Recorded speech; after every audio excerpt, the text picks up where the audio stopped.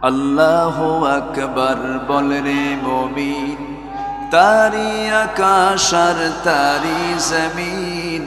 আল্লাহু আকবার বল রে মুমিন, তারি আকাশ আর তারি জমিন। আল্লাহু আকবার বল রে মুমিন। আকাশ কার? আল্লাহু আকবার। ইয়া الذين آمنوا لا تخونوا الله والرسول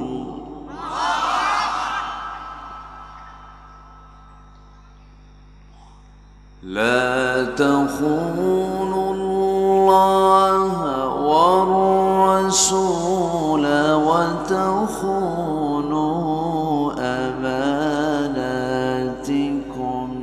وأنتم تعلمون.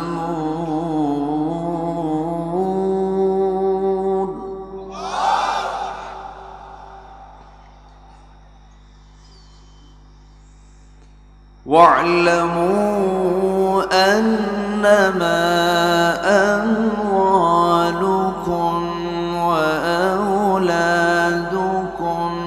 فتنة وأن الله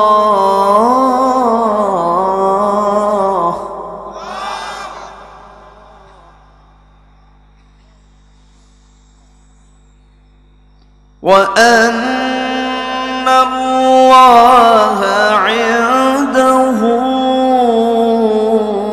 أجر عظيم.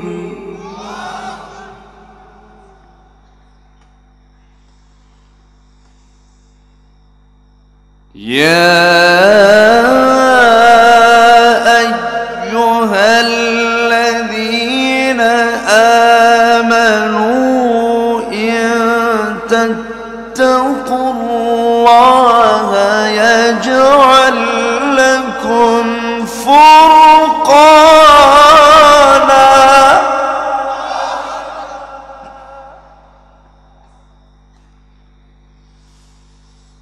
يجعل لكم فرقانا ويكفر عنكم سيئاتكم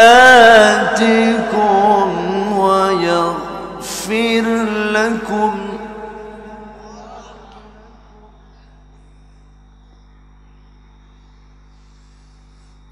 والله ذو الفضل العظيم.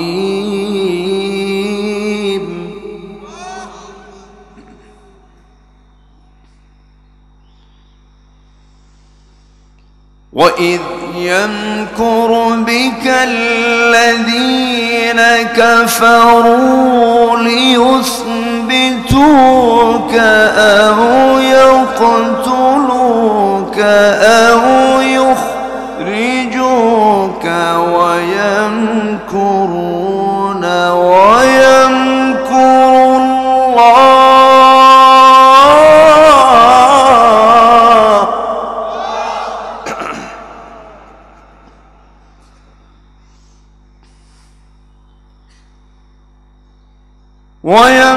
ويمكرون ويمكرون الله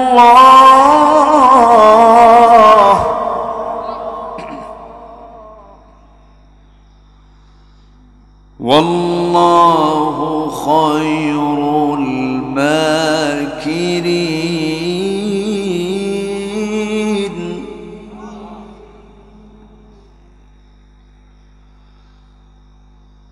الله أكبر.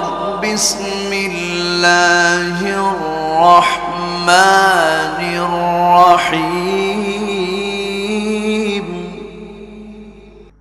পরকালের প্রতি ঈমান আমি আনলাম ঠিক, কিন্তু কিতাবের প্রতি যে যথাযথ বিশ্বাস এটা যদি না থাকে তাহলে ঈমানদার হওয়া যাবে না। ঈমানদার হতে হলে কিছু কন্ডিশন আছে। আল্লাহ তাআলা বলেছেন কি কন্ডিশন? সূরা আমরা যখন কোরআন খুলি, কোরআন খোলার সঙ্গে সঙ্গে মোলাদটা খুললাম, সূরাতুল ফাতিহা পেয়ে গেলাম, আল্লাহর পরিচয় পেলাম, আল্লাহর কাছে আমরা দোয়া করে নিলাম, মহান আল্লাহর প্রশংসা করলাম, তার কাছে দোয়া করলাম। এরপরে ফার্স্ট যে সূরাটা আমরা পেয়ে যাই, সেই সূরার শুরুতে আল্লাহ তাআলা ঈমানদারের কিছু গুণ তুলে ধরেছেন। সেই গুণগুলো কি? যারা পারেন ঠোঁট মিলে আমার সঙ্গে বলুন, আল্লাযীনা ইউমিনুনা বিল গায়বি ওয়া ইউকিমুনাস সালাতা ওয়া মিম্মা রাযাকনাহুম ইউনফিকুন والذين يؤمنون بما أنزل إليك وما أنزل من قبلك وبالآخرة هم يوقنون أولئك على هدى من ربهم وأولئك هم المفلحون جربون الله أكبر ইমানদার কারা, মুত্তাকি কারা? যারা অদৃশ্য বিষয়ের প্রতি যারা বিশ্বাস আনে। আমরা আল্লাহকে দেখতে পাই না, আল্লাহকে দেখা যায় না, কিন্তু আল্লাহকে দেখা যাবে কিনা একদিন বলেন? আসতে বলে দেখবেন না সবাই? আল্লাহকে আমরা একদিন দেখবো, অবশ্যই দেখবো, সেটা জান্নাতে দেখবো ইনশাআল্লাহ। জান্নাত অবশ্যই আমরা আল্লাহকে দেখতে চাই, কিন্তু দুনিয়ার বুকে আল্লাহকে দেখা সম্ভব না। এই জন্য দুনিয়াতে না দেখে বিশ্বাস করা, ইউমিনুনা বিল গায়ব, অদৃশ্যের প্রতি বিশ্বাস আনতে হবে। তবে হ্যাঁ, মাঝে মাঝে মন উকি মারে, আল্লাহকে যদি দেখতে পেতাম কতই না ভালো হতো। এরকম উকি মেরেছিল একজন নবীর। সেই নবীর নাম কি বলেন? মুসা আলাইহিস সালাতু ওয়াস সালামের ভিতরে একবার উকি মারলো, আল্লাহ তোমাকে শুধু বললাম, শুধু অডিও কল মারলাম, ভিডিও একটু কল মারি। তাহলে অডিও কলে কথা কইছে, অডিও কলে কথা বলতে বলতে একদিন বলতেছে, আল্লাহ একটু ভিডিও কল মারি, তোমার একটু দেখতে চাই। শুধু অডিও কল মারলাম, ভিডিও কল তো দিলাম না, তোমাকে দেখতে চাই। আল্লাহ বলছেন লান তারানি, লানে তাকিদ প্রয়োগ করে বলা হলো, তুমি আমাকে কখনো দেখতে পাবে না, না আমি তোমাকে দেখবই। একটু জেদ ধরে বসলেন। এই নবীটি একটু জিদ্দি ছিলেন, যা বলতেন তা তিনি করে ছাড়তেন। আল্লাহ বললেন, শোনো, তুমি আমাকে দেখতে যদি চাও তুর পাহাড়ে আসো। তুর পাহাড় মুসা আলাইহিস সালামের বাড়ি থেকে 800 মাইল দূরে। তুর পাহাড়ের নামটা যখন নেওয়া হলো, তিনি একটা মুস্কি হাসি মারলেন। আল্লাহ বলছেন, মুসা হাসো কেন? আল্লাহ তোমার কারবার দেখে হাসি। 800 মাইল দূরের পাহাড়ের নাম নিয়েছো, ভাবতেছ আমি যাব না। তোমার প্রতি আমার এমন মহব্বত, 800 মাইল দৌড়ে দৌড়ে আমি তোমাকে দেখতে যাব। পীড়িত হলে যা হয়, প্রেমিকের বাড়ি যদি 1000 মাইল দূরেও থাকে, দূরে কি মনে হয়? 7 সাগর 13 নদী পাড়ি দিয়া হলেও যাইতেই হইবে। আমার ভাইয়েরা, আমার বন্ধুগণ, কিন্তু তিনি দেখার জন্য চূড়ান্ত আগ্রহ নিয়ে তুর পাহাড় পর্যন্ত চলে গেলেন। আল্লাহকে দেখতে চাইলেন। তার পায়ে জুতা ছিল। আল্লাহ বলছেন, মুসা আমার সঙ্গে দেখা করবে, জুতা কেন? জুতাটা খুলে আসো। না, তোমার জুতা খুলে আসো। এক নবী কি আল্লাহ তাআলা জুতা খুলে আসার পরামর্শ দিচ্ছেন, আর আরেক নবীকে আল্লাহ তাআলা নিজে দাওয়াত দিয়ে বলছেন, আমার হাবিব, আপনার দুঃসময় কাটতেছে, আপনার অত্যন্ত কাছের সঙ্গিনী খাদিজাকে আপনি হারিয়েছেন, আপনার অত্যন্ত কাছের মানুষ আবু তালেবকে আপনি হারিয়েছেন, আপনার নিঃসঙ্গ সময় কাটছে, চরম কষ্টের মধ্যে আপনি সময়টা অতিক্রম করছেন। আমুল হুজন, সেই বছরটাকে চিন্তার বছর বলা হয়। এই চিন্তাটা দূর করার জন্য, এই দুঃসময়টাকে সুসময় বানানোর জন্য আল্লাহ তাআলা নিজেই তাকে বলছেন, আমার হাবিব, আমি আপনাকে আমার বাড়ির মেহমান বানায় নেওয়ার সিদ্ধান্ত নিয়েছি। মেরাজ হবে, আমার সঙ্গে আপনার দিদার হবে আরশে আজিমে। জোরে বলি সুবহানাল্লাহ। জুতা পায়ে তিনি চলে গিয়েছেন। এখান থেকে একটু অনুমান হয় সব নবী নবী, সব রসুলই রসুল, কিন্তু সর্বশ্রেষ্ঠ রসুল হলেন মুহাম্মদুর রাসূলুল্লাহ, মুহাম্মদুর রাসূলুল্লাহ। একটু পরে আসি, সিরাতের মাসে নবীর সিরাত থেকে কিছু কথা বলার দরকার আছে না নাই? আছে, একটু পরে যাচ্ছি। আমার ভাইয়েরা, দেখতে গেলেন কিন্তু এই চর্মচক্ষু দেখতে পেল না।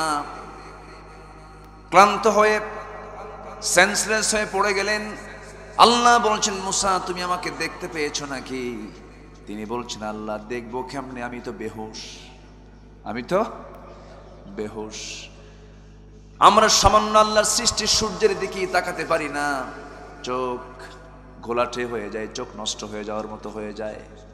আল্লাহর সৃষ্টি দেখতেই যেটা আমাদের চোখ পারে না, আর সে আল্লাহকে দেখার মতো দুনিয়ার চর্ম চক্ষু দিয়ে বান্দা কখন আল্লাহকে দেখতে পাবে না।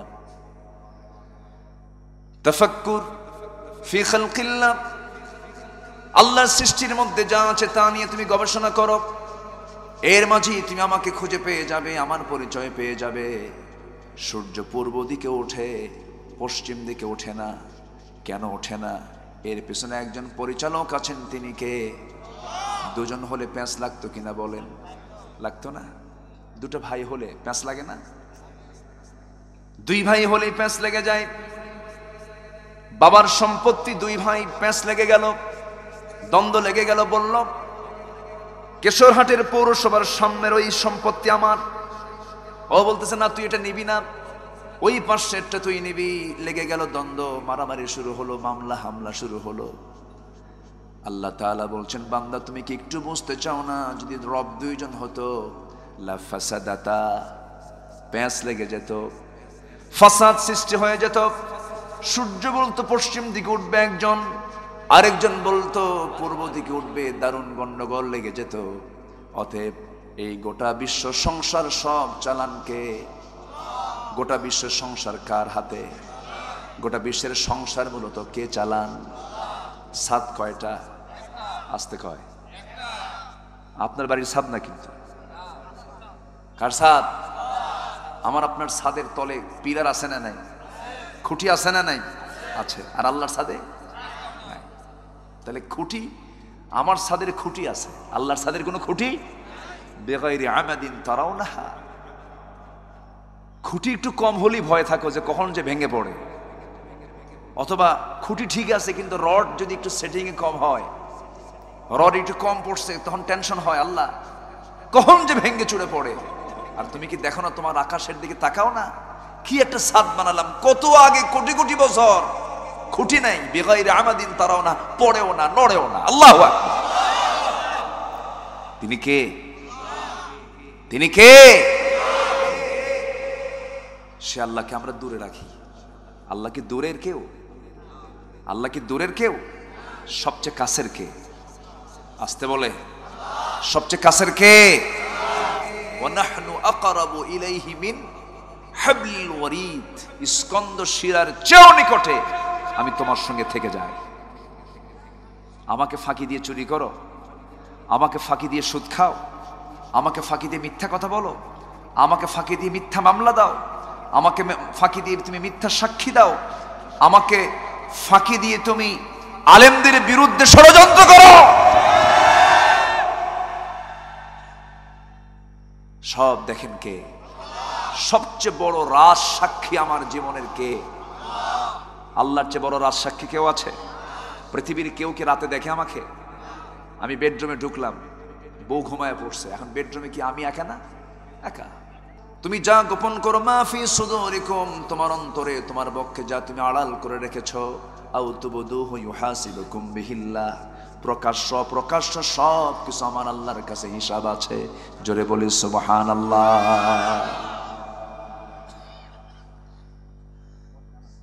তুবদুহু তুখফুহু, তাফসীরে এসেছে তোমার গোপন যা কিছু আছে সব আমার জানা, তোমার প্রকাশ্য যা কিছু আছে সব আমার জানা।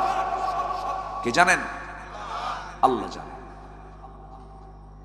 সে আল্লাহকে আমরা ফাঁকি দিতে চাই। কি হুমকি ধামকি! রাশিয়া বলে মেরে দিলাম, কিন্তু আছে না নাই বলেন? ইউক্রেন কিনে লাগছে না? এখন তো তেলের দাম তো এমনি হয় নাই, তেলের দাম যে এত হয়েছে, খালি পাইকারি দরে তো গভর্নমেন্টকে গালি দিলে হবে না। এটা ওয়ার্ল্ড ক্রাইসিস, এটাও একটা কারণ। বৈশ্বিক সংকট একটা কারণ, এটা অন্যতম কারণ। যখন যুদ্ধ লাগে তখন সংকট সৃষ্টি হয়। ইসলাম কি যুদ্ধ চায় না শান্তি চায়? ইসলাম কি সংঘাত চায় না সম্প্রীতি চায়? সম্প্রীতি চায়। কিন্তু সম্প্রীতি প্রতিষ্ঠার জন্য আবার সংগ্রামের দরকার আছে না নাই?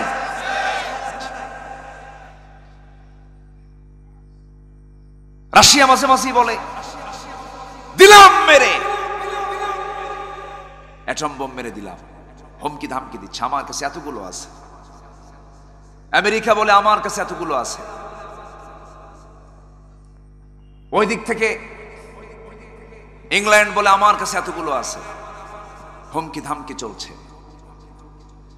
কিন্তু আল্লাহ তাআলা বলছেন, বান্দারে তুমি আমার ছাদের নিচে থাকো, আমার বিশ্ব সংসারের তুমি একজন ক্ষুদ্র সদস্য। এই ক্ষুদ্র সদস্য হয়ে তুমি হুমকি ধামকি দাও, সব আমার আকাশের নিচে তুমি থাকো। আমার ভাইয়েরা, এই বিশ্বের বিশাল বড় ছাদের নিচে আমেরিকার জো বাইডেন আছে, জার্মানির বড় একজন প্রেসিডেন্ট রয়েছে, কত হুমকি ধামকি তারা দিচ্ছে। রাশিয়ার ভ্লাদিমির পুতিন, ইংল্যান্ডের লিজ ট্রাস, ভারতের দামোদর দাস নরেন্দ্র মোদী, এইরকম করে বড় বড় পরাশক্তি সব কার ছাদের নিচে বলেন? আসতে বলবেন না, কার ছাদের নিচে? সব আল্লাহর ছাদের নিচে। আল্লাহ বলছেন, আমার ছাদের নিচে থেকে মাতব্বরি দেখাও, অহংকার দেখাও। মাঝখান দিয়া 2টা বছর করোনা দিয়ে দিছিল আল্লাহ। এমন বাহিনী আল্লাহ পাঠাইছে যা চোখেও দেখা যায়। পৃথিবী একটা ভুতুড়ে হয়ে গেছিল, ভুতুড়ে। লক্ষ লক্ষ প্রতি সেকেন্ডে দুবাইয়ের এয়ারপোর্টে, জেদ্দা এয়ারপোর্টের সেকেন্ডে সেকেন্ডে বিমান ওঠানামা করে। সেই এয়ারপোর্টের বিমানগুলো এয়ারপোর্টের থেকে চাকা, ইঞ্জিন সব নষ্ট হয়ে যাচ্ছে। মানুষ নড়ে না, কিন্তু মানুষ তো মনে রাখে না। এত কিছু হয়ে গেল, এরপরে আবার ইউক্রেন রাশিয়া যুদ্ধ লেগে গেল। ইন্নাল ইনসানা লাকাফুর, মানুষ অতিশয় অকৃতজ্ঞ।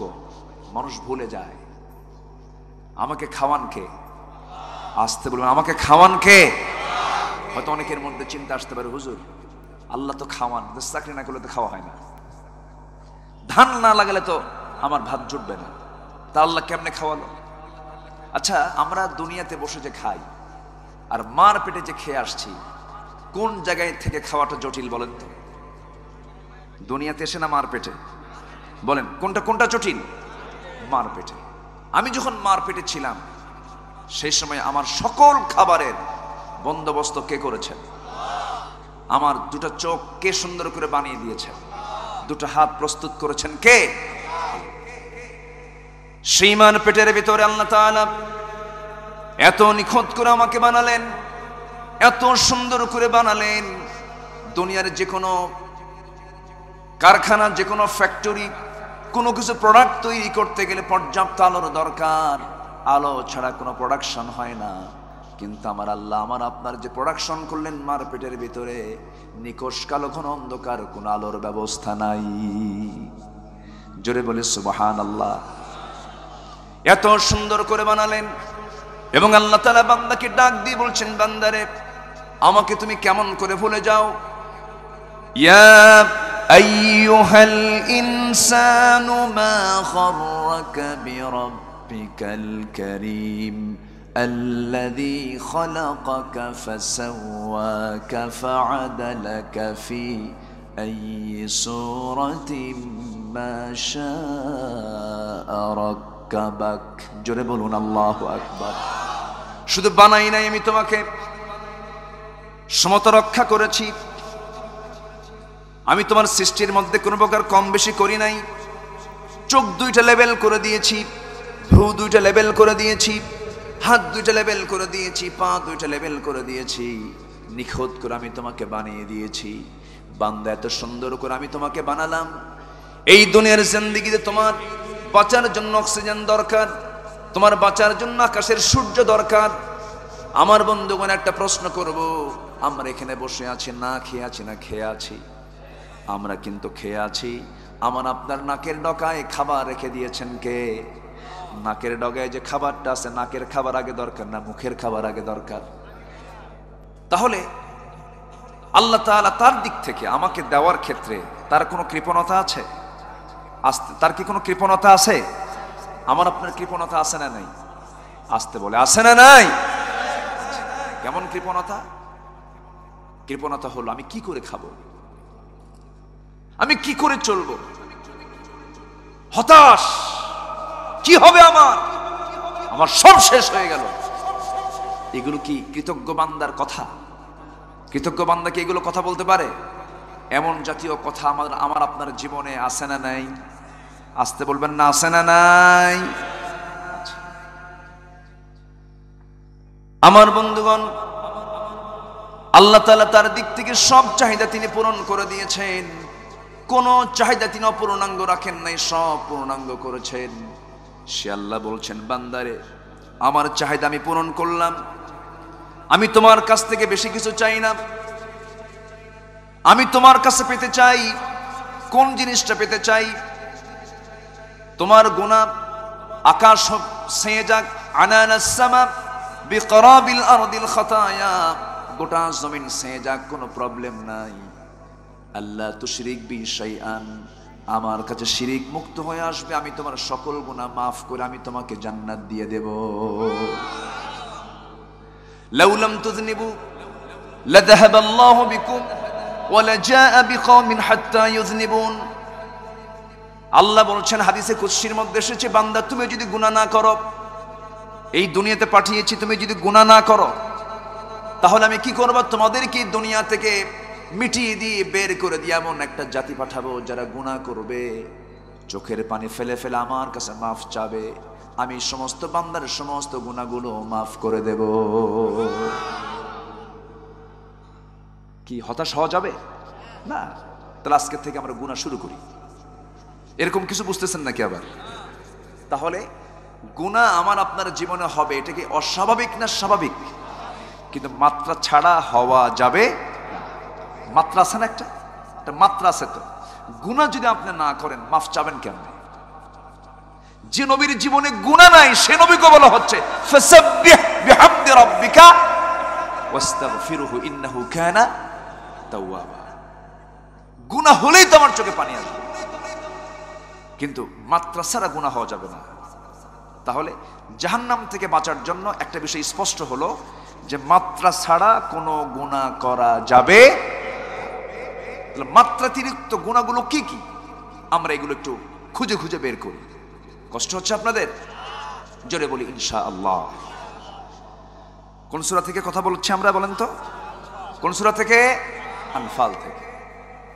আল্লাহ তাআলা এখানে বলছেন, ইয়া আইয়ুহাল্লাযীনা আমানু লা তাখুনুল্লাহা ওয়ার রাসূলা ওয়া তাখুনু আমানাতিকুম ওয়া আনতুম তা'লামুন। জোরে বলুন আল্লাহু আকবার।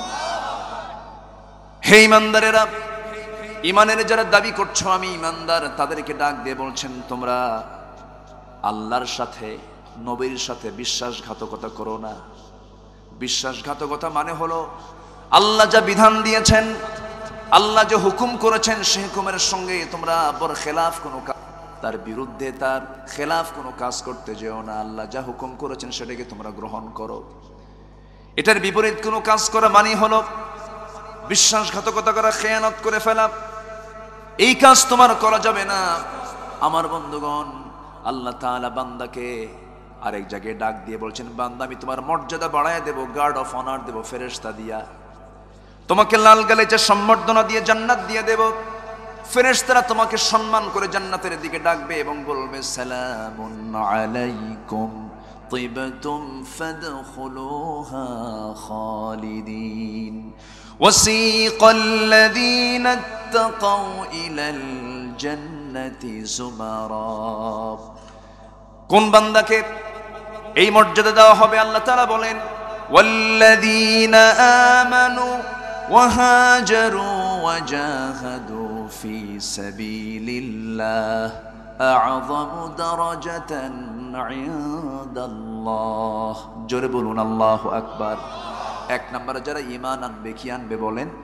ঈমান আনবে। আমরা ঈমান এনেছি তো নাকি? ঈমান তো এনেছি আমরা। কামা আমানাস সুফাহা কিন্তু হওয়া যাবে না। আনুমিনু কামা আমানাস সুফাহা। এই টাইপের কিছু লোক আমার দেশে আছে যারা নারায়ে তাকবীরের স্লোগানকে সহ্য করতে পারে না। তারা তাওহীদ পন্থী আলেমদেরকে সুফাহা মনে করে, নির্বোধ মনে করে। ওরা তো কিছু বোঝে না, ওদের কোনো মোল্লাদের কোনো জ্ঞান আছে নাকি? মোল্লা কি মোল্লার কথা বলে না, আল্লাহর কথা বলে। ভেবো না তোমরা মোল্লার দৌড় মসজিদ পর্যন্ত না। মোল্লাদের ভয় পায় না, মোল্লাদের এখন ভয় পায় সুপার পাওয়ার আমেরিকাও। ঠিক কিনা? সব কিছু গাট্টি গুট্টি বাইন্দা চলে গেছে আমেরিকা, টিকে থাকতে পারে নাই। সম্মানিত ভাইয়েরা, মুসলমানের প্রথম আওয়াজ হবে, মুখ থেকে বের হবে কার নাম? আসতে বলবেন না, কার নাম? বলেন সবাই আল্লাহু আকবার। এটা মুসলমানদের এক নম্বর অস্ত্র। কয় নম্বর অস্ত্র? এক নম্বর। এর চেয়ে বড় অস্ত্র মুসলমানদের নাই। ইযা লাকীতুম ফিআতান ফাসবুতু ওয়াযকুরুল্লাহ। তোমরা যখন বাতিলের শক্তির মোকাবেলায় দাঁড়িয়ে যাবে, আল্লাহ তাআলা বলছেন সেই সময় তুমি আমার নামের জিকির বেশি করে করবা, বলবা আল্লাহু আকবার। ওয়া রাব্বাকা ফাকাব্বির ওয়া লিরাব্বিকা ফাসবির। আমার রবের আওয়াজটাকে বড় করে উচ্চকিত করবা, আমার নামটা বড় করে নিবা। এটা তোমার ঈমানের সবচেয়ে বড় অস্ত্র। আমার বন্ধুগণ, কিন্তু এই নারায়ে তাকবীরের স্লোগান দিলে নাকি জঙ্গি হয়ে যায়? নারায়ে তাকবীরের স্লোগান কি কোনো নির্দিষ্ট দলের স্লোগান? নির্দিষ্ট দলীয় কোনো স্লোগান? এই স্লোগান মুসলমানের স্লোগান। এই নারায়ে তাকবীর আল্লাহু আকবার, এই আওয়াজটাকে যারা একটা পক্ষ মনে করে জঙ্গির, যারা মনে করে এটা নির্দিষ্ট কোনো ব্যক্তির, সম্পূর্ণ ভুল ধারণা। এবং কোন মুসলমান যদি আল্লাহু আকবার বলাকে লজ্জাস্কর মনে করে, ওর মধ্যে মুনাফিকের রক্ত লুকানো আছে। মুসলমান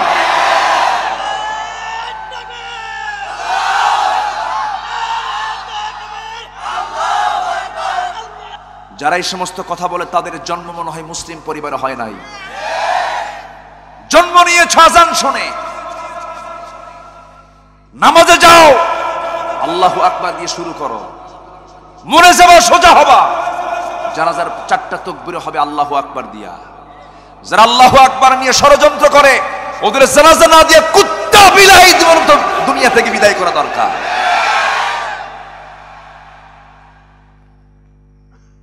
যে রাজনীতি করতে গিয়ে আল্লাহু আকবার বাদ পড়ে, সেই রাজনীতির মুখে জুতা মারি। ঠিক কিনা? ইসলামের রাজনীতি নাই তো? আসতে কয় আছে না? নয়। আবু জেহেল রাষ্ট্র চালাবে আর রাসূল নামাজ পড়বেন, এটা কি হতে পারে? তো ভেবে নেন আজকে কি চলছে সমাজে। আমার দেশে এমনও পীর কেবলা আছে, মদের ফ্যাক্টরি উদ্বোধন হয়, যায় দোয়া করে, আল্লাহ এই ফ্যাক্টরিতে বরকত দিয়ে দাও। আছে না? নয়। উনি পীর কেবলা সেজে বসে আছেন। 4.5 লক্ষ মসজিদের ইমাম মুয়াজ্জিন, হাজার হাজার মাদ্রাসার ছাত্র শিক্ষক, যে দেশের প্রতি কোয়ার্টার কিলোমিটার পার হলে মসজিদ খুঁজে পাওয়া যায়, যে দেশের মানুষ আজান শুনে ঘুমে যায়, ঘুম থেকে ওঠে, সেই দেশে আজকে মদের আইন, জেনার আইন, সুদের কারবার আছে না? নাই। হাজী সাহেব হজ করে এসে তসবিহ জপে আর ভাবে জান্নাত তো পেয়ে গেছে। জান্নাত এত সস্তা নয়। জান্নাত পেতে হলে আমার আপনার ডিউটি আছে না নাই? বললাম না, জাহান্নামে জাহান্নাম থেকে বাঁচার জন্য কি কি আমল আছে, যে আমলগুলো করলে পরে জাহান্নাম থেকে বাঁচা যাবে। এবং এই যে লক্ষ লক্ষ কালেমা, দোয়া, ইউনুস খতম, জিকির আজগার, তাহাজ্জুদ মিস নাই, কোন নফল নামাজ মিস নাই, মিষ্টি খাওয়া মিস নাই। কি কথা কি বোঝা যাচ্ছে? কোন সুন্নত আমল বাদ নাই। কিন্তু এত আমল করার পরেও হাসরের ময়দানে গিয়ে দেখবে তার আমল নামায় সব সাদা হয়ে আছে। সেগুলো কি? এক নাম্বার হলো ইমানের ক্যান্সার, হলো শিরকের কাজে নিজেকে জড়িয়ে নেওয়া। যেরকম আল্লাহু আকবারকে বিশ্বাস না করা। আছে না এরকম? আছে না? আছে না? আছে না? আছে না? যে ব্যক্তি রাসূলকে শুধু নামাজে আদর্শ মানব মনে করবে, যে ব্যক্তি তার প্রিয় রাসূলকে শুধু নামাজের ভিতরে মানবে, নির্দিষ্ট ইবাদতে মানবে, শুধু তার প্রতি দরুদ শরীফ পড়বে, এতটুকুতেই সীমিত রেখে যে ব্যক্তি রাসূলকে, রাষ্ট্র এবং রাজনীতির রাসূলকে যে ফলো না করবে, ওহ নবীজির কখনোই উম্মত হতে পারে না, পারে না, পারে না। নবীর উম্মত হতে হলে রাসূলকে মানতে হবে এক জায়গায় না সব জায়গায়? এক জায়গায় না সব জায়গায়? সব জায়গায়। নবীর প্রশংসা কে করে নাই? নবীর প্রশংসা আবু জেহেলও করছে। নবুয়ত পাওয়ার আগ পর্যন্ত আবু জেহেল রাসূলকে খুব ভালোবাসত, খুব ভালোবাসছে, প্রশংসা করেছে। আবু তালেব একজন কাফের, ভদ্র কাফের। আমি আমার ভাষায় প্রায় বলি এই কথা, কাফের কিন্তু খুব ভদ্র। নবীজিকে ভালোবাসতে গিয়ে জেলও খাটছেন তিনি। 3.5 বছর জেল খেটেছেন একজন কাফের হয়ে। বলেছেন আবু জেহেল, শোন, তোর দল করি বটে, কিন্তু নীতিভ্রষ্ট হব না। আমি তোর দল করি, আমি মুহাম্মাদের আনিত আদর্শ আমি ফলো করি না, ঠিক আছে, কিন্তু আমার জানা মতে মুহাম্মদ ভালো মানুষ। আল্লাহু আকবার বলেন। কিন্তু আমি জেল খাটবো, কিন্তু নীতির বরখেলাফ কোনো কাজ করবো না। আবু তালেব জেলও খাটল। আবু তালেব নবীর জন্য কি না করে নাই, কি করে নাই, জেল খেটেছে, গালিগালাজ শুনেছেন। এত কিছু করার পরেও তাকে জাহান্নাম যেতে হলো। কেন? তার মধ্যে ঈমান নাই। কি নাই? ঈমান নাই। তাহলে আমাদের মধ্যে সবার 1 নম্বর পুঁজি আনতে হবে। সেটা হলো কিসের পুঁজি? কিসের পুঁজি বলেন? সেই ঈমান কি ক্যান্সারওয়ালা? সেটা কি ক্যান্সারওয়ালা ঈমান? ঈমানের ক্যান্সারটা কি বলেন? শিরক। হ্যাঁ, উত্তর দিয়েছেন একজন। বলি আলহামদুলিল্লাহ। ঈমানের 1 নম্বর ক্যান্সার কি? শিরক। আমার দেশে কোনো শিরকের কারবার নাই তো। বলে দেয়, আপনাদের দেবীকে বলে দিবেন, আছে না নাই? আপনাদের দেবীকে বলে দিবেন। কি হাল, কি দশা ঈমানের! আমার দেশের হিন্দু ভাইরা যারা হিন্দু ধর্ম পালন করেন, তাদের মন্দির আমরা পাহারা দেব। এটা আমাদের দায়িত্ব, এটা ইসলাম শিখিয়েছে। কোন মন্দিরের মূর্তিকে মুসলমান গালি দিতে পারে না। লা তাসুব্বুল আসনাম, কোন মূর্তিকে তোমার গালি দিবা না। তোমরা মূর্তিকে গালি দিবা, তারা তোমার আল্লাহকে গালি দেবে। তাহলে অন্য ধর্মের সকল ধর্মের মানুষ তাদের ধর্মীয় স্বাধীনতা ইসলামে আছে না নাই? আছে, পালন করবে, কোনো সমস্যা নাই। কিন্তু মুসলমান কি সেই ইসলাম ছাড়া অন্য কোন ধর্মের প্রশংসা সূচক কোনো কথা মুখ থেকে বের করতে পারে? পারলি, বের করলি কি হবে? আরো জোরে, আরো জোরে, আরো জোরে। নারিকেলের নাড়ু খাওয়া যাবে? খাওয়ার মতো লোক আছে না নাই? বিসমিল্লাহ কয়? আল্লাহ জানে। আমার ভাইয়েরা, আবার ওরা বলে আমরা কোরআন পড়ি, কোরআন বুঝি, আমরা জানি লাকুম দীনুকুম ওয়ালিয়া দীন। বুখারী শরীফ, লাকুম দীনুকুম, বুখারী শরীফ না কোরআন শরীফ? কোন সূরা? বলেন বলেন বলেন। সূরাতুল কাফিরুন। দেখেন, আল্লাহ তাআলা কিন্তু কাফেরদেরকে চেনার জন্য কোন সূরা দিয়েছে? তাহলে আল্লাহ যদি নাম ধরে পরিচয় দিয়ে দেয়। আমাদের নাম ধরে পরিচয় দিলে কি সমস্যা আছে? সমস্যা আছে? আবুল আহাবের নাম নাই? আবুল আহাবকে আল্লাহ তাআলা এখানে কি দোয়া করছে না গালি দিছে? বলেন বলেন বলেন। দোয়া না গালি? রহমত না অভিসম্পাত? রহমত না লানাত? তাব্বাত ইয়াদা আবি লাহাবিউ। অতএব আল্লাহর বিরুদ্ধে যারা অবস্থান নেবে আমরাও তাদের নাম ধরে গালি দেব। শত্রু চিনতে হবে। আমার আপনার শত্রু আছে না নাই? আচ্ছা, সস্তা জান্নাত খোঁজে। কি জান্নাত খোঁজে? সস্তা জান্নাত। এত কষ্ট করে সাহাবীরা হিজরত করলেন, মায়ের খেলেন, জেল খাটলেন, হামলা মামলা, বউ বাচ্চা সব থুইয়া জীবন রণাঙ্গনে বুকের তাজা প্রাণ ঢেলে দিলেন। উনিও জান্নাত পাবেন, আর আমরা কিছুই করলাম না, আমরাও জান্নাত পাবো। আল্লাহর আইন তো খুব সঠিক হয়েছে নাকি? জান্নাত পেতে হলে আমাকে পরীক্ষা দিয়েই জান্নাত নিতে হবে। এই পৃথিবীর সবচেয়ে দামি মানুষটাকে বলেন, বলেন বলেন বলেন কে? এই পৃথিবীর এক নম্বরের দামি মানুষ কে? মুহাম্মদুর রাসূলুল্লাহ, যার নাম আল্লাহ তাআলা নিজে কখনো হরফে নিদা প্রয়োগ করে সম্বোধন করেননি। কোন উস্তাদকে কোন ছাত্র যদি বলে, নাম ধরে যদি বলে হেই অমক, এটা কি আদব হলো না বেয়াদব হলো? বেয়াদব। শিক্ষকের নাম ধরে ডাকা ছাত্রের জন্য আদবের কাজ নয়। বাবাকে যদি তার ছেলে আব্বা না ডাক দিয়ে যদি নাম ধরে যদি সম্বোধন করে, এটা আদব না বেয়াদব? বেয়াদব। কিন্তু আল্লাহ তাআলা তার রাসূলকে যদি নাম ধরে ডাকেন, কোন সমস্যা থাকার কথা? কোন সমস্যা ছিল? এরপরও ডাকেন না। সুবহানাল্লাহ বলবেন না? অনেক জুনিয়র কিন্তু সিনিয়রের চেয়েও দামি হয়ে যায়, হয় না? তখন আপনি মুখ থেকে কি তুমি আসে না আপনি আসে? আপনি আসে।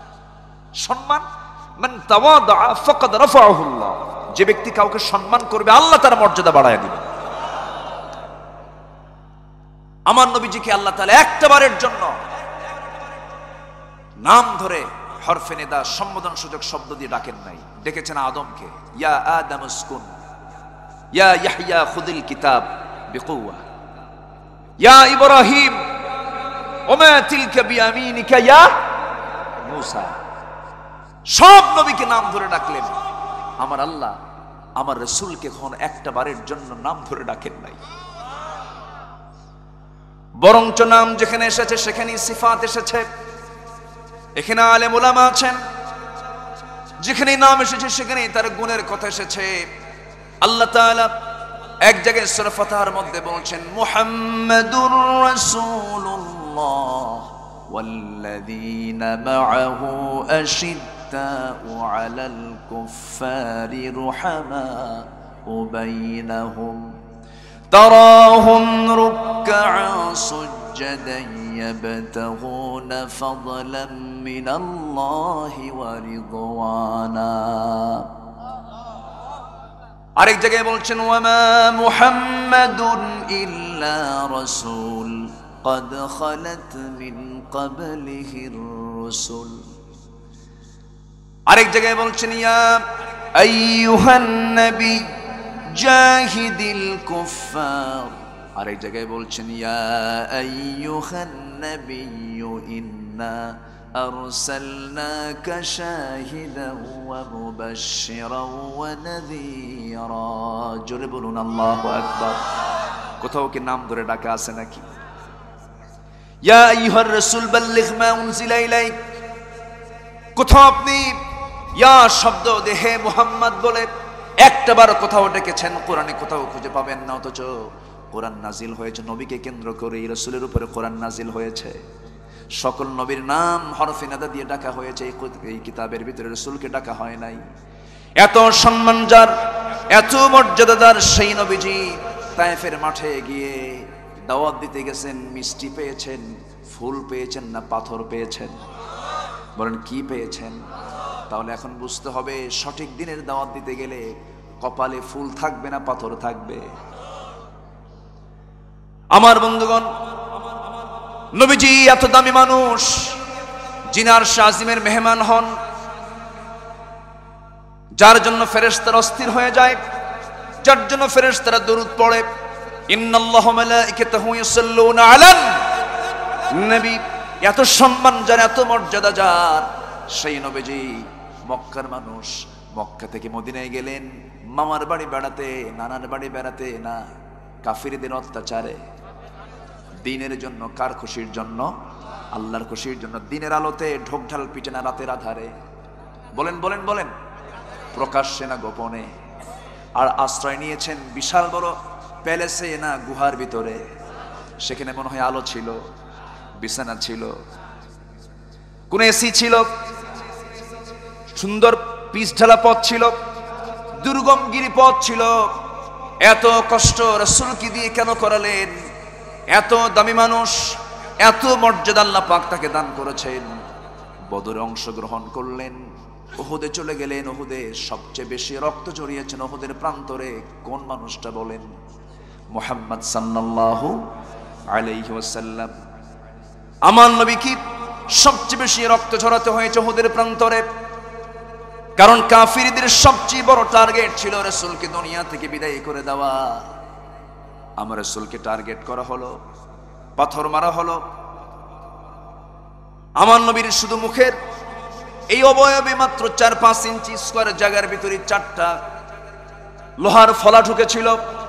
একজন কাফির শিব হাতের মধ্যে পাথর নিয়ে নবীজির মাথা বড় বড় মেরে দিল। নবীর মাথায় সেদিন পাগড়ি ছিল, টুপি ছিল না হেলমেট ছিল? বলেন কি ছিল? বলেন। হেলমেট ছিল। পাগড়ি সেদিন পরেন নাই, টুপিও সেদিন পড়া হয় নাই। লোহার হেলমেটের চিকন ফলা নবীজির কপালের মধ্যে ফলাটা গেথে গেল। কপালে থাকে হাড়, হাড়টা ভেদ হয়ে গেল। আমার নবীজির কপাল থেকে ফিনকি দিয়ে রক্ত বের শুরু হয়ে গেল। আরেকজন কাফের আরেকটা পাথর মেরে দিয়েছে, নবীজির গালে লেগেছে। শিরস্ত্রাণের চিকন লোহা ফলা গালের মধ্যে ঢুকে গেল। আরেকজন কাফের মেরে দিয়েছে নবীজির সুন্দর দাঁত বরাবর, সুন্দর সামনের 2টা দাঁত ঝরে পড়ে গেল। আমার নবীজি মুখ থুবড়ে জমিনে পড়ে থাকলেন, কেউ তার পাশে নাই। হযরত আলী তন্ন তন্ন করে খুঁজে দেখেন উহুদের প্রান্তরে একটা গর্তের মধ্যে নবীজি উপুর হয়ে পড়ে আছেন। সিরাত গ্রন্থে এসেছে নবীজি উপুর হয়ে পড়ে আছেন। পিছন সাইড দিকে সাইয়েদনা আলী তাকে চিনতে পারলেন, সোজা করে আবার শোয়া দিলেন।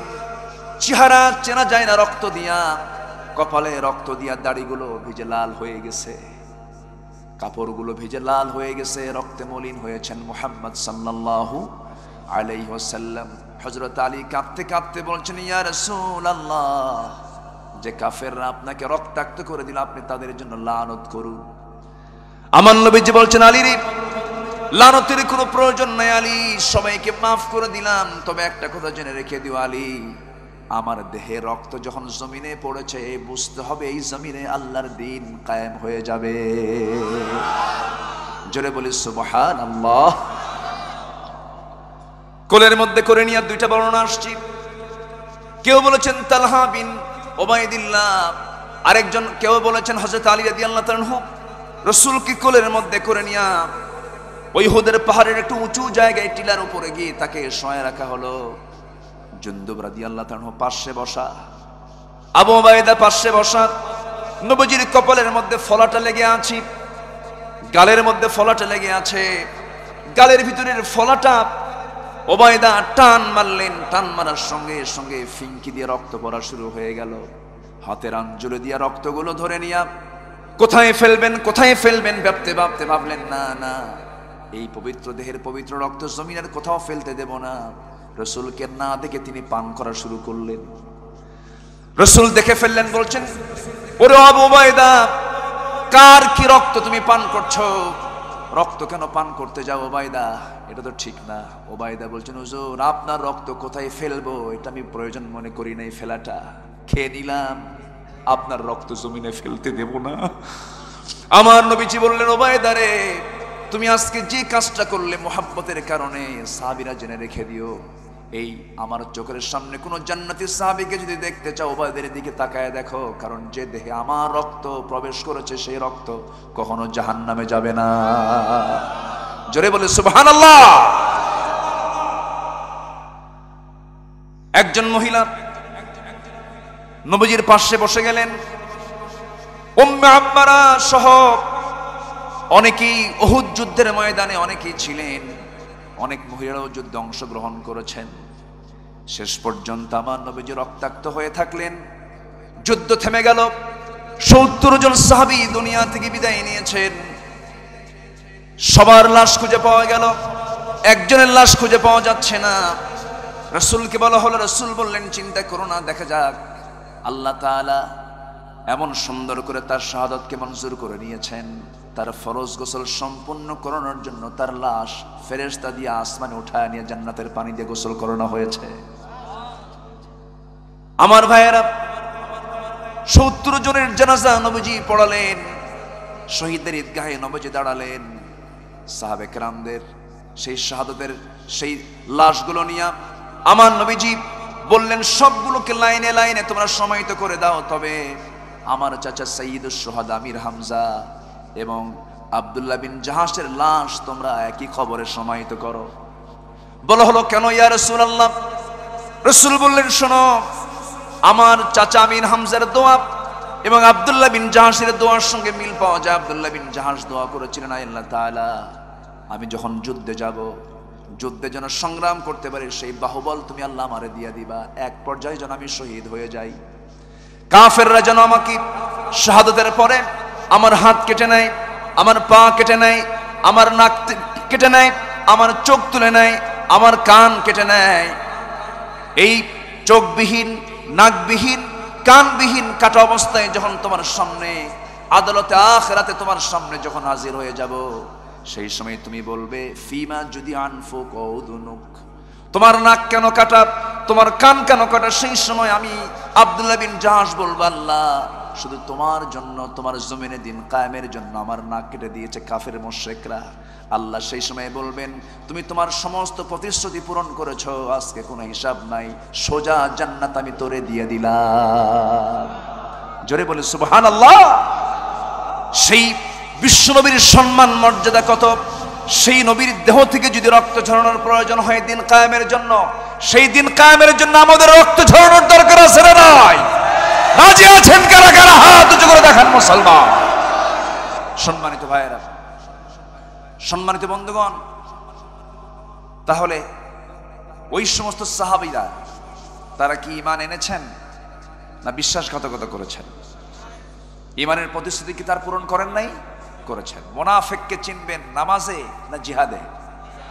মুনাফিককে চিনবেন নামাজে, রোজায়, দান সদকায় না মাঠে? মাঠে পাবেন না, ওদেরকে মাঠে পাবেন না। ওরা শুধু প্যাঁচ লাগাবে। কি লাগাবে? প্যাঁচ লাগাবে। মামলা খাবে না, মামলা দেবে, ঠিক কিনা? দেশ স্বাধীনের পর থেকে নিয়ে আজ পর্যন্ত আমরা কত বছর হলো স্বাধীনতা? 51 বছর চলছে। আমরা দেশ স্বাধীন করেছি 30 লক্ষ শহীদের রক্তের বিনিময়ে অর্জিত বাংলার স্বাধীনতা। বলি আলহামদুলিল্লাহ। বঙ্গবন্ধুর ভাষণের শেষ কথাও ছিল নারায়ে তাকবীর, এদেশের মানুষকে মুক্ত করে ছাড়বো ইনশাআল্লাহ। কিন্তু ঘাপটি মারা কিছু নাস্তিক এদেশের ভাবমূর্তিকে নষ্ট করার অপপ্রয়াস চালাচ্ছে, আছে না নাই? ভালোকে ভালো বলবো, মন্দকে মন্দ বলবো। আমাদের মুখ, আমরা এত অকৃতজ্ঞ না, আমরা এত নাশুকরি করি না। যতটুকুন ভালো, ভালোকে ভালো বলতেই হবে, ঠিক কিনা?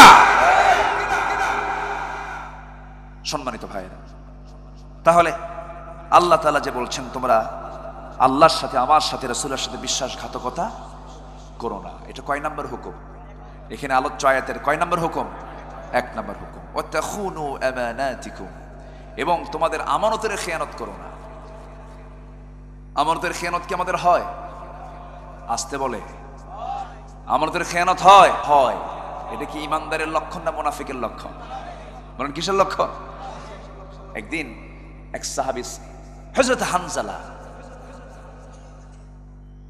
দৌড়ে দৌড়ে যাচ্ছেন আর বলছেন, না ফাকা হানজালা, না ফাকা হানজালা, না ফাকা হানজালা, মুনাফিক হয়ে গেছে হানজালা, মুনাফিক হয়ে গেছে হানজালা। পিছন থেকে আবু বকর বলতেছে, আবু বকর সিদ্দিক বলতেছেন, হানজালা তুমি এরকম কি বলো? আমার কাছে মনে হচ্ছে আমি মুনাফিক হয়ে গেছি। কেন? নবীর সামনে বসলে দুনিয়ার কথা মনে থাকে না, নবী ছাড়া বাড়িতে গেলেই দুনিয়ার কথা মনে হয়, আমি মুনাফিক হয়ে গেছি। এই কথা শোনা মাত্রই সাইয়েদনা আবু বকর সিদ্দিক রাদিয়াল্লাহু তাআলা বলছেন, হামজালা তোমার মতো তো আমার অবস্থা হয়, আমিও বাড়িতে গেলে পরে আমার দুনিয়ার কথা মনে হয়ে যায়। দুজন মিলে নবীর কাছে যখন চলে গেছেন, রাসূল বলছেন কি হয়েছে হুজুর? আমাদের তো ঈমান নাই, আমরা মুনাফিক হয়ে গেছি। কি চিন্তা, কি পেরেশান তাদের মধ্যে। কেন, কি হয়েছে হুজুর? আপনার সামনে বসলে দুনিয়ার কথা আর মনে থাকে না, কিন্তু আপনার কাছ থেকে দূরে চলে গেলেই দুনিয়ার কথা মনে হয়ে যায়। সঙ্গে সঙ্গে রাসূল বলছেন, আবু বকর, বিয়ে আমার সুন্নাত, বউকে লালন পালন করা আমার সুন্নাত, সন্তানকে দেখা আমার সুন্নাত, ব্যবসা করা আমার সুন্নাত। কোন দুনিয়াবি কাজ বলতে কোনো কাজ নাই, সমস্ত কাজের মধ্যে যদি আল্লাহর হুকুমটাকে মেনে নেওয়া হয় সেটাই হলো দ্বীনের কাজ।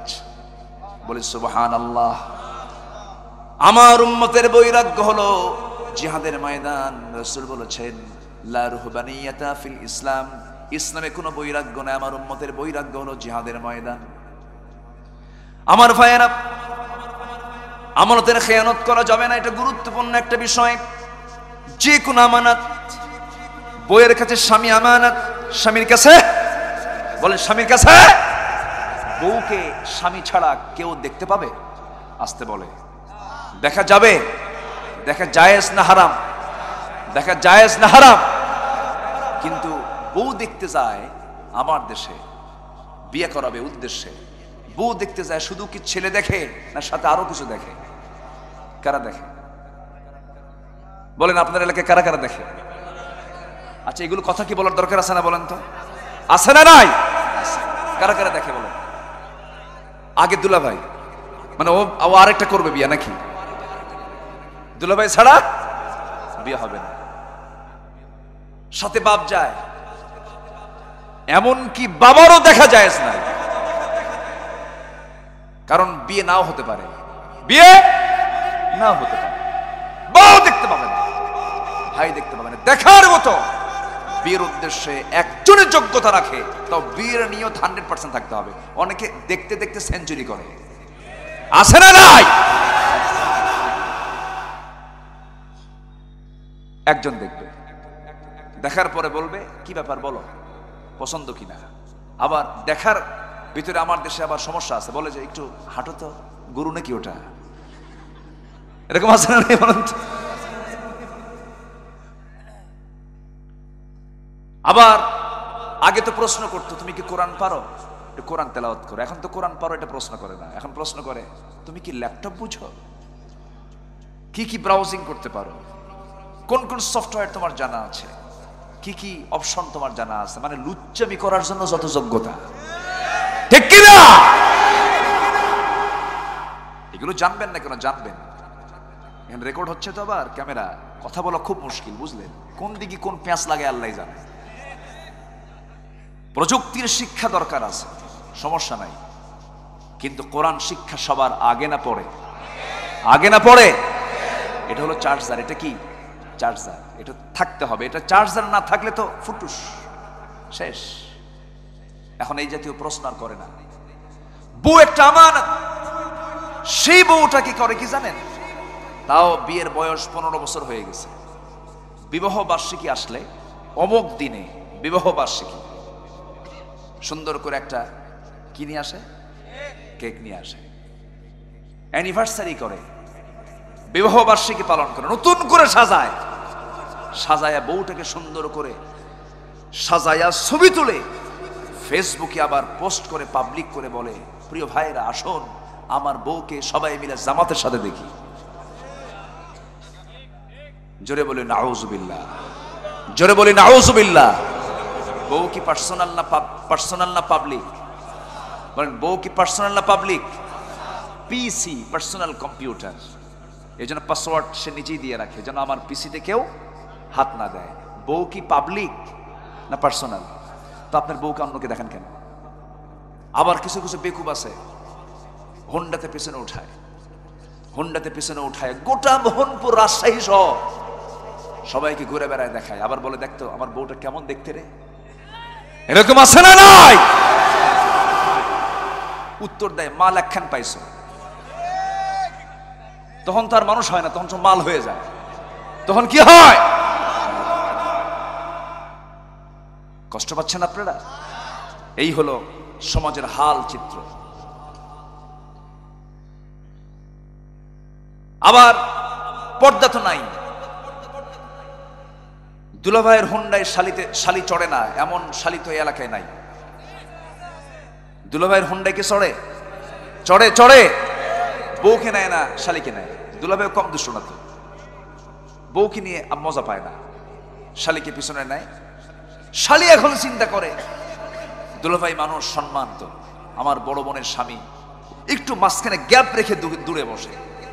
দুলাভাই এমন, দুলাভাই সামনে যে এমন ব্রেক মারে, গ্যাপ পূরণ করে। আছে না নাই? এই দুষ্টামিগুলো পারিবারিক ভাবে বন্ধ রাখতে হবে। সবে রাজি আছেন তো? এগুলো আমানত। এগুলো কি? আমানত। বাবার কাছে মেয়ে আমানত, সাবধান। দুলাভাইয়ের হাতে তুলে দিবেন না। চাচাতো ভাই, মামাতো ভাই, খালাতো ভাই, এগুলো সব ডেঞ্জারাস। মালাকুল মউত ফেল, ঠিক কিনা? কারণ এগুলো দূরের মানুষ না কাছের মানুষ। সরাসরি খালার সামনে ঢুকে যায়। খালার সঙ্গে দেখা করা জায়েজ তো? এই খালার সঙ্গে দেখা করা জায়েজ তো? আপন খালা জায়েজ আছে না? তার না করে আপন খালা তো, আপন খালা, আপন ফুফু দেখা করা জায়েজ আছে না নাই? এই মাসলা মাসাইল তো জানতে হবে আমাদের। খালা, ফুফু। খালা হচ্ছে মার বোন, আর ফুফু হচ্ছে বাবার বোন। তারা মার মতো। কারো মা মারা গেছে, খালা তার মা। কারো মা মারা গেছে, ফুফু তার মার মতো। আলহামদুলিল্লাহ, হাদিসে এগুলো রেফারেন্স এসেছে। তো এখন খালার বাড়ি তোমরা আসে, ঢুকে যায়। খালা কাল ঘন ঘন সালাম দেয়, আসসালামু আলাইকুম। মানে খালা তো অনেকটা আছে। তখন খালা কি হয়? আম্মা হয়। ঠিক আছে, আম্মাই তো ঠিক আছে, কিন্তু খালাম্মার বুঝতে হবে যে আমার ঘরে কি আছে? কি আছে? মেয়ে আছে। সতর্কতার দরকার। এখানে 1% না 100%? বলেন 1% না 100%? 100%। কথাগুলো খুব গুরুত্ব বহন করছে, কিন্তু মনে রাখবেন, দায়ুস খেতাব পায় নারী না পুরুষ? বলেন সবাই। দায়ুস লা ইয়াদখুলুল জান্নাহ। তাহলে অকাম করবে মহিলা, আর খেতাব পাবে কে? পুরুষ। তাহলে বলেন আমাদের বিপদ আছে না নাই? আছে। মেয়ে যার ঘরে, বাপ খুব বিপদে। বউ যার ঘরে, স্বামী খুব বিপদে। খবর আছে, খেয়াল রাখতে হবে। এগুলো সব আমানত। এগুলো কি? আমানত। এগুলো পারিবারিক আমানত। এরকম করে সামাজিক আমানত আছে, রাষ্ট্রীয় আমানত আছে, প্রাতিষ্ঠানিক আমানত আছে, ব্যবসার আমানত আছে। সবকিছুর আমানত গুলোকে নষ্ট করা যাবে না।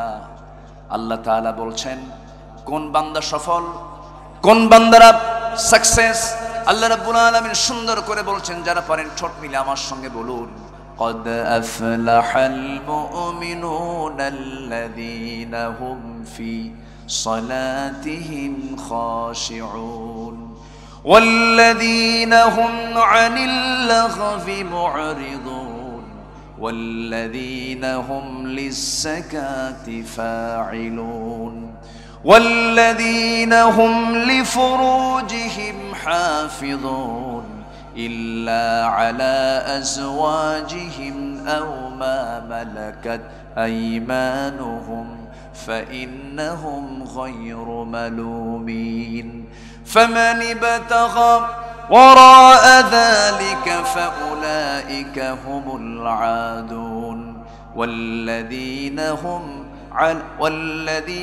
هم لأماناتهم وعهدهم راعون والذين هم على صلواتهم يحافظون أولئك هم الوارثون الذين يرثون الفردوس هم فيها خالدون জোরে বলুন আল্লাহু আকবার। এই আয়াতগুলো পারিবারিক ওসিয়ত করবেন। কি ওসিয়ত বলেন? পারিবারিক ওসিয়ত করবেন। পরিবারকে বলবেন, বাবা শোনো, কোন দিন মরে যাব জানি না, সূরা মুমিনুনের 1 নাম্বার থেকে নিয়ে 11 নাম্বার আয়াত পর্যন্ত তোমাদের জন্য ওসিয়ত রেখে গেলাম। এই আয়াতগুলো পড়বা, শুনবা, দেখবা, আমল করবা। এটা আমার পক্ষ থেকে তোমার প্রতি ওসিয়ত। আমার ভাইয়েরা, জান্নাত পাওয়ার জন্য কিছুই লাগবে না। যে আয়াতটা আমি কিছুক্ষণ আগে তেলাওয়াত করলাম, এই আয়াতগুলোই যথেষ্ট। এর মধ্যে সমস্ত গুণ আছে না নাই বলেন? আসতে বলবেন, না আছে না নাই? নাম্বার 1, আমরা নামাজকে সুন্দর করব, জোরে বলি ইনশাআল্লাহ। যার নামাজ সুন্দর তার ইমানটা সুন্দর, যার নামাজ নাই তার ইমান কখনো ঠিক থাকতে পারে না। যারা বলে নামাজ না পড়ে ইমান ঠিক আছে, এটা কি তার কথা না শয়তানের কথা? আমার বন্ধুগণ, আমার তো মনে হয় পৃথিবীতে বহু মুসলিম দেশ আছে, 56টি মুসলিম দেশ। আমি ছোট্ট একটা দেশ মালদ্বীপে গিয়েছিলাম। মালদ্বীপ নাম শুনছেন তো? মাত্র 4 থেকে 5 লক্ষ মানুষ সেই দেশে মাহফিল ছিল। সেখানে আমার গোলেমালে না কি জানি একটা এলাকা, গোলেমালে, সেই জায়গায় আমি নিজের চোখে দেখেছি 100% সেখানে মুসলমান নামাজ পড়ে, আলহামদুলিল্লাহ বলেন। সেখানকার প্রত্যেকটা নাগরিক তারা কোরআন বুঝতে পারে, কোরআন বোঝে, প্র্যাকটিস করে। আপনি ইন্দোনেশিয়া যান, সেই দেশের এমন কোন নাগরিক নাই যে ইমামতি করার মতো যোগ্যতা রাখে না, সুন্দর তেলাওয়াত তারা পারে। মালয়েশিয়াতে চলে যান, সেখানেও যারা মুসলমান সহি তেলাওয়াত করে, ফরজ নামাজের পর সুন্নত নামাজ আমরা সালাম, আসসালামু আলাইকুম ওয়া রাহমাতুল্লাহ, আসসালামু আলাইকুম ওয়া রাহমাতুল্লাহ, আল্লাহু আকবার, এরকম আছে না? ফরজ নামাজ পড়ি, সুন্নত শুরু করে। কিন্তু ফরজের পরে নামাজের আগে আরো সুন্নত আছে না নাই? আমার দেশে নাই।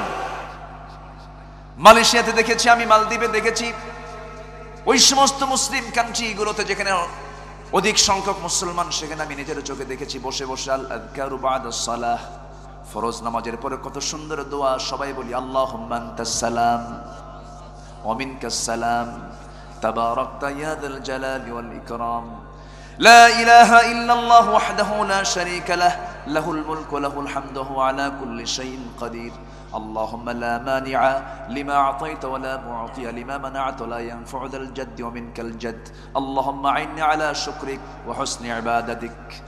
এইরকম করে আয়াতুল কুরসি, ফালাক, নাস, সুবহানাল্লাহ, আলহামদুলিল্লাহ, আল্লাহু আকবার, ওয়ালিল্লাহিল আসমাউল হুসনা, সমস্ত দোয়াগুলো ফরজ নামাজের পরে দোয়া পরে আমার নবীজি সুন্নাহর নামাজে দাঁড়ায় যেতেন।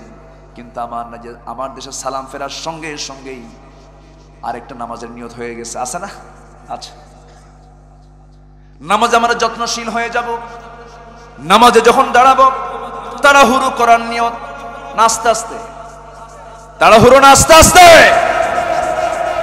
কিছু মুসল্লি আছে মসজিদে গেলেই চুলকানি শুরু হয়, আছে না নাই? মসজিদে গেলে চুলকানি শুরু হয়। নামাজ যদি ইমাম সাহেব একটু লম্বা সূরা দিয়ে ধরেন, শেষ পেশ কিছু কিছু মুসল্লির কাছে মানে তার খেতাব হয়ে যায় আলসা হুজুর। কি হুজুর? আলসা হুজুর, অলস হুজুর। আবার লম্বা তেলাওয়াত ধরে ছাড়ে না, পিছন থেকে এখন তো লোকমা দেওয়া যায় না, বলে আছে না নাই? মানে হুজুর আপনি কোন জগতে গেছেন? দুনিয়াতে আছেন না আপনি? আছে না নাই?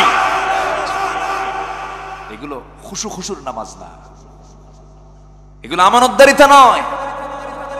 সুন্দর করে আমরা নামাজ পড়বো, জোরে বলি ইনশাআল্লাহ। যুদ্ধে দাঁড়িয়েছেন দুজন সাহাবী, সীমানার পাহাড়ায় দাঁড়িয়ে আছেন, আব্বাদ এবং আম্মার রাদিয়াল্লাহু আনহুমা। একজন বলতেছে, ভাই রাত তো গভীর হলো, খামাখা আমি আর জেগে না থেকে আমার ঘুম পাচ্ছে খুব, আমি একটু ঘুমায় গেলাম, তুমি দাঁড়ায় থাকো, একাই দাঁড়াও। ঠিক আছে সব। সাইয়েদনা আম্মার বিন ইয়াসির তিনি শুয়ে পড়লেন, আব্বাদ তিনি দাঁড়ায় আছেন, দেখতেছেন কোনো শত্রু নেই, তরবারিটা পাশে রেখে নামাজে দাঁড়ায় গেছেন। ভাবলেন যে তাহাজ্জুদের সময় নামাজটা পড়ি। নামাজ আদায় করতেছিলেন, নামাজ আদায়ের মধ্য দিয়ে প্রথম রাকাত যখন শুরু হচ্ছিল, এমন সময় মাঝখানে যখন তেলাওয়াত করছিলেন, শত্রুপক্ষ তাকে টার্গেট করে ফেলেছে, দূর থেকে একটা তীর মেরে দিয়েছে, সেই তীরটা তার ডান পায়ে লেগেছে। নামাজের মধ্যে ডান পায়ে যখন তীর ঢুকে পড়ল, নামাজ ছাড়তেছেন না, ওইভাবে প্রথম রাকাতটা পড়লেন, দ্বিতীয় রাকাতে গিয়া আরেকটা তীর তার বাম পায়ে এসে লাগলো। নামাজ ছাড়তেছেন না। ঘুমন্ত সাহাবী জায়গা পেয়ে বলছেন, আব্বাদ কি করো, শত্রু তোমাকে অ্যাটাক করে ফেলেছে, নামাজ ছেড়ে দাও। তবুও তিনি নামাজ ছাড়তেছেন না। ওই অবস্থায় তিনি রুকু করলেন, সেজদা দিলেন, তাশাহুদ পড়লেন, সালাম ফিরে বলছেন, ভাই আম্মার, আমি তো বহু আগেই টের পেয়েছিলাম আমাকে শত্রু আমাকে টার্গেট করে ফেলেছে, নামাজ কেন ছাড়লে না কেন, কি হয়েছে তোমার, তুমি কি বোঝো না শত্রু তোমাকে আক্রমণ করেছে? আব্বাদ বলছেন, ভাইরা আমি যখন নামাজ পড়তেছিলাম তখন মনে হচ্ছিল আমার আল্লাহর সঙ্গে আমার কথোপকথন হচ্ছে। আমি একটা বলছি, আল্লাহ তার জবাব দিচ্ছেন, এত মজা পাচ্ছিলাম ভাই আম্মার, নামাজের মধ্যে এত তৃপ্তি আমি পাচ্ছিলাম, মনে হচ্ছিল ওই দুইটা তীর আমার দুই পায়ে লাগলো কেন, ওই তীরের যে কোনো একটা তীর যদি আমার বক্ষ ভেদ হয়ে যেত, আমার মোহাব্বতের নামাজ আল্লাহর সঙ্গে কথা বলা আমি বাদ দিতাম না। নামাজ সুন্দর করবো আমরা, জোরে বলি ইনশাআল্লাহ। প্রকৃত নামাজি শুক্র আলী না 5 ওয়াক্ত? প্রকৃত নামাজি রমজান আলী না 5 ওয়াক্ত? প্রকৃত নামাজি বিপদ আলী না 5 ওয়াক্ত? 5 ওয়াক্ত। 5 ওয়াক্ত নামাজকে আমরা রেগুলার করব। নামাজ যে ছেড়াবে সে হচ্ছে বিশ্বাসঘাতক। সে কি? লা তাখুনুল্লাহ ওয়ার রাসূল, আল্লাহর সঙ্গে নবীর সঙ্গে তোমরা বিশ্বাসঘাতকতা করো না, নামাজ ছেড়ে দিও না। মান তারাকা সালাতান মুতাআম্মিদান ফাকাদ কাফার, আল মুমিন ওয়াল কাফির, আল ফারকু বাইনাল মুমিন ওয়াল কাফির তারকুস সালাহ। কাফের এবং মুমিনের মধ্যে পার্থক্য করে দেয় কি বলেন? আরো জোরে বলেন কি? নামাজ।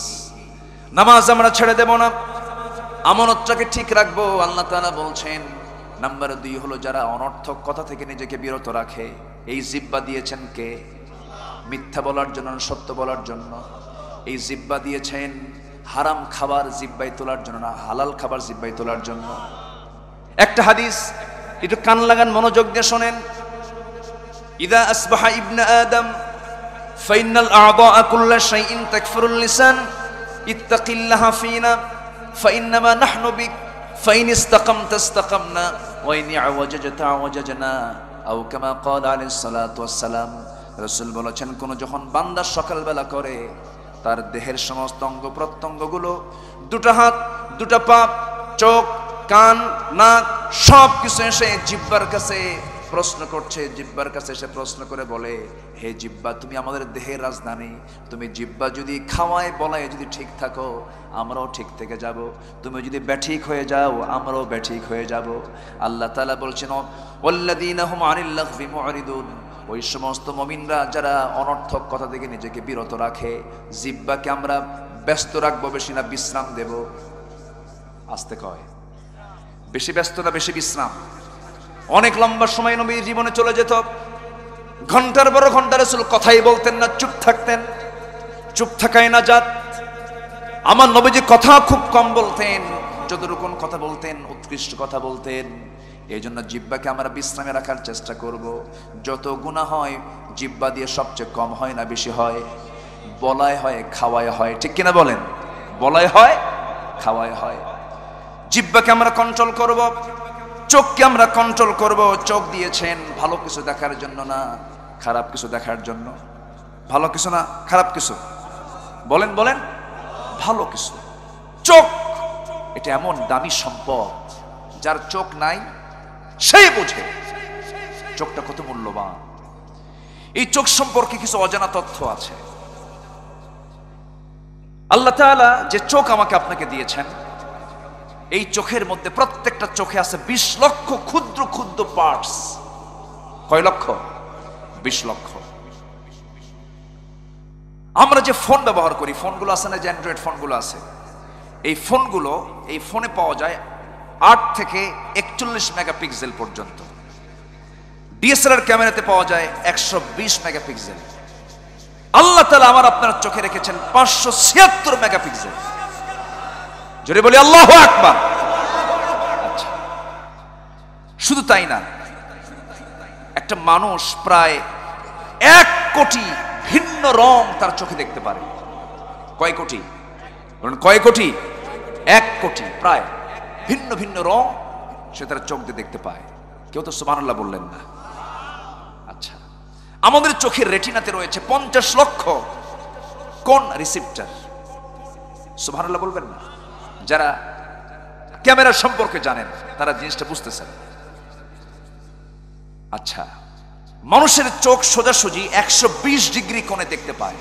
120 সোজাসুজি 120 ডিগ্রি কোণে কোণে দেখতে পায়, যা আজ পর্যন্ত কোন ক্যামেরা, পৃথিবীর কোন ক্যামেরা পারে না।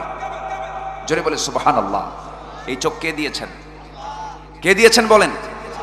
এই চোখের মধ্যে আল্লাহ মনি, লেন্স, ইকুয়াল, ডিফ ইকুয়াল দিয়েছেন। এর সাথে আবার দিয়েছেন 1,70,000 চিকন চিকন সূক্ষ্ম রগ। 1,70,000 চিকন চিকন সূক্ষ্ম রগ মাথার সাথে সংযোগ করে দিয়েছেন। আমরা যখন ঘুমাই তখন এই রগকে আল্লাহ তাআলা আবার সতেজ করে দেন। জোরে বলে সুবহানাল্লাহ। এই রগের একটা যদি অকেজ হয়, মানুষ এই যে হাত পা যে অকেজ হয়ে যায়, প্যারালাইজড যে হয়, এই 1,70,000 যে সূক্ষ্ম সূক্ষ্ম রগ আছে, একটা রগ যদি অকেজ হয় মানুষ প্যারালাইজড হয়ে যায়। কে দিয়েছেন? আসতে বলবেন না, কে দিয়েছেন? ইন্নাস সামআ ওয়াল বাসারা ওয়াল ফুআদা কুল্লু উলাইকা কানা আনহু মাসউলা। চোখ, কান, অন্তর জিজ্ঞাসিত হবে কার কাছে? আল্লাহর কাছে। আচ্ছা, আমার কথা কি বিরক্ত হচ্ছেন নাকি আপনারা? আলোচনা চালাই। জোরে বলি ইনশাআল্লাহ। আরো জোরে বলি ইনশাআল্লাহ। আল্লাহ তাআলা এমনি বলেন নাই। আল্লাহ তাআলা কত সুন্দর করে বলছেন, আলাম নাজআল লাহু আইনাইনি ওয়া লিসানান ওয়া শাফাতাইনি ওয়া হাদাইনাহু নাজদাইন। টানা টানা দুইটা চক্ষু দিয়েছি, জিহ্বা দিয়েছি, এই জিহ্বার মধ্যে হাজার হাজার স্বাদ করে দিয়েছি, কানের মধ্যে শ্রবণ কোষ দিয়েছি, লক্ষ লক্ষ শ্রবণ কোষ দিয়েছি। বান্দা, আমাকে তুমি ভুলে যাও কেমনে? আজান যখন শুনবে তুমি নামাজে যাবে, জিহ্বাকে কন্ট্রোল করবে, যাকাতটা ঠিক মতো আদায় করবে। এরপরে আল্লাহ তাআলা জিহ্বার কথা বলে আবার বলছেন, আল্লাযীনা হুম লিফুরুজিহিম হাফিজুন। এবং তোমরা কি করবে? লজ্জাস্থানের হেফাজত করবে। আজকে দুনিয়া জুড়ে যত আকাম কুকাম হয়, দুইটা অঙ্গ নিয়া। কয়টা অঙ্গ নিয়া বলেন? একটা হলো লজ্জাস্থান, আর একটা হলো দুই চোয়ালের মধ্যস্থ বস্তু জিহ্বা। এই জিহ্বা দিয়া আর লজ্জাস্থান দিয়া গুনাহ সবচেয়ে কম হয় না বেশি হয়? এই দুইটাকে কন্ট্রোল করার জন্য কে বলেছেন? লজ্জাস্থানকে তুমি হেফাজত করবে মানে বউ ছাড়া, স্ত্রী ছাড়া পৃথিবীর কোন নারীর সঙ্গে সম্পর্ক রাখা যাবে? সম্পর্ক রাখলি সুস্থ না অসুস্থ? আসতে বলে, সুস্থ না অসুস্থ? অসুস্থ, মারাত্মক অসুস্থ হয়ে পড়বে। কেমন ধরনের অসুস্থ হয়ে পড়বে? যদি কেউ জিনার কাজে লিপ্ত হয়ে যায়, মারাত্মক রোগে আক্রান্ত হবে। এইচআইভি আজ থেকে 100 বছর আগে ছিল না, 50-60 বছর আগেও ছিল না। নতুন নতুন রোগ এসেছে, নতুন নতুন ভাইরাস জন্ম নিয়েছে। এর অন্যতম কারণ হলো অবাধ যৌনাচার। অবাধ যৌনাচার যেখানেই থাকবে সেখানেই অসুখ কম হবে না বেশি হবে? রোগ কম হবে না বেশি হবে? দুইটা আয়াতের একটু ব্যাখ্যা দিলেই জিনিসটা স্পষ্ট হয়ে যাবে। সেটা হলো, বিবাহিত কোনো স্ত্রীকে যদি কেউ তালাক দিয়ে দেয়, তালাক প্রাপ্ত হওয়ার পর সেই মহিলা অন্য কোনো স্বামী যদি গ্রহণ করতে চায়, তাকে অপেক্ষা করতে হয় কয় মাস? আমি কি আলোচনা শেষ করে দেব? ওঠে কেন দুই একজন করে? হ্যাঁ, না না, বেদনা কি বলেন? আস্তাগফিরুল্লাহ বলেন। এটা বলা যাবে না। যাচ্ছেন কেন ভাই? একটু বসেন না, খুব রাত তো হয় নাই। আমরা আর কিছুক্ষণ, জোরে বলি ইনশাআল্লাহ, আর কিছুক্ষণ আমাকে একটু টাইম দেবেন না আপনারা? জি, আমি 9টা উঠলে ভালো হতো মনে হয়। 9টা উঠলে মনে ভালো হতো। একটু 10টায় উঠেছি, একটু মনে হয় অনেক রাত মনে হচ্ছে আপনাদের, নাকি? আচ্ছা, কাউকে উঠতে দেবেন না। যদি কেউ উঠতে নাই, জোর করে ধরবেন, একটা মুস্কি হাসি মারবেন কিন্তু আবার সাথে সাথে, তাছাড়া মারামারি লাগবে। আবার একটা মুস্কি হাসি দিয়ে, এ ভাই বসো, এ ভাই বসো। কারণ এখানে ওয়াসওয়াসা দেওয়ার জন্য মিস্টার ইবলিসও আছে না নাই? ইবলিস যদি জান্নাতে যায়, এখানে নাই? আমার আব্বা আদমকে ওয়াসওয়াসা দিয়েছে, ফাওয়াসওয়াসা লাহুমা। সেটা কোথায় গেছিল? কোথায় গেছিল বলেন? তো জান্নাতে যদি ইবলিস ঢুকে যদি আদমকে ওয়াসওয়াসা দিতে পারে, সেই ইবলিস তো মোহনপুরে আসে না? আসে না? না আসে না? নাই ওয়াসওয়াসা দিতে আসে কি? একটু বসেন, একটু সময় আমরা ক্ষেপণ করি না আল্লাহর জন্য। তাহলে কয় মাস দেরি করতে হয় তালাক প্রাপ্ত মহিলাকে? 3 মাস। এটা কি আমার ফতুয়া না আল্লাহর ফতুয়া? কে বলেছেন এটা? ইসমাইল ভাই, ওই যে ওয়াল মুতাল্লাকাতু ইয়াতারাব্বাসনা বিআনফুসিহিন্না সালাসাতা কুরু, 3 মাস পর্যন্ত তাকে অপেক্ষা করতে হবে। কেন, কি জন্য? এটাকে চিন্তা করে একজন পশ্চিমা গবেষক, ইউরোপ আমেরিকার একজন গবেষক, নামটা ভুলে গেছি, কোন এক ইহুদি এমব্রায়োলজির একজন গবেষক, ভ্রণ তথ্য নিয়ে তিনি গবেষণা করেছেন। তিনি চেষ্টা করলেন যে এই 3টা মাস কেন অপেক্ষা করতে হবে, এটার একটা রহস্য উদ্ঘাটন করতে নিয়ে বসেই তিনি ভাবলেন, দেখি তো কেন, কি জন্য 3 মাস কেন অপেক্ষা করতে হবে, দেখি তো একটা মহিলাকে নিয়ে আসি। সে ল্যাবরেটরিতে একটা মহিলাকে নিয়ে আসলো। যখন কোনো স্বামী স্ত্রী যখন ইন্টারকোর্স করে, বুঝতেছেন আমার কথা, যখন ইন্টারকোর্স করে, যখন মিলিত হয়ে যায়, স্ত্রী রিসিভ করে আর স্বামী পুরুষ গিভ করে আর স্ত্রী হলো টেক করে, গিভ অ্যান্ড টেক, বহন করে হচ্ছে স্ত্রী আর দিয়ে দেয় কে? স্বামী। তো এখানে মেয়েদের শরীরটা হলো একটা সুপার কম্পিউটার চেয়ে উন্নত মানের, খুব মানে মানে এত শক্তিশালী বডি আল্লাহ তাআলা মেয়েদেরকে করেছেন। পুরুষও শক্তিশালী, সন্তান ধারণ করার যোগ্যতা কার বলেন? পুরুষের না মহিলার? তাহলে তার ফিটনেস থাকার দরকার আছে না নাই? সেখানে সেটা তো গোডাউন, মানব সম্পদ যেই গোডাউন থেকে আসতেছে, সেই গোডাউন কি দুর্বল হওয়া দরকার না সবল হওয়া দরকার? সবল হওয়া দরকার। একটু দামদম দিয়েন, বউদের একটু মূল্য দিয়েন। বউদের মূল্য যে দেবে, আল্লাহ তার মূল্য দিয়ে জান্নাত দিয়ে দিবেন। বলি আলহামদুলিল্লাহ। বউ শুধু কাজের জন্য না, বউ স্ত্রী এত দামি একটা মানুষের নাম, যার ঔরস থেকে আল্লাহর বান্দা তৈরি হচ্ছে, আল্লাহর বান্দা আসতেছে, তারা আল্লাহর জিকির করতেছে। এখন ইন্টারকোর্স করার পর স্বামীর পক্ষ থেকে আসা যে ব্যাকটেরিয়া স্ত্রীর দেহে গিয়ে জমা হয়, এই জমাকৃত ব্যাকটেরিয়া ওই স্ত্রী বহন করে টোটাল 3 মাস। 1 মাসে 33% তার শরীর থেকে ব্যাকটেরিয়া আউট হয়, আর 2 মাসে 66%। 3 মাসে টোটাল 100% ব্যাকটেরিয়া, আগের স্বামীর ব্যাকটেরিয়া তার শরীর থেকে বের হয়ে যায়। তখন সে অন্যত্র যাওয়ার উপযুক্ত হয়ে যায়। যদি এই ব্যাকটেরিয়া আগের স্বামীর ব্যাকটেরিয়া থাকা অবস্থায় যদি আরেক পুরুষের ব্যাকটেরিয়া এক জায়গায় হয়ে যায়, সেখানে কি সুস্থতা না অসুস্থতা?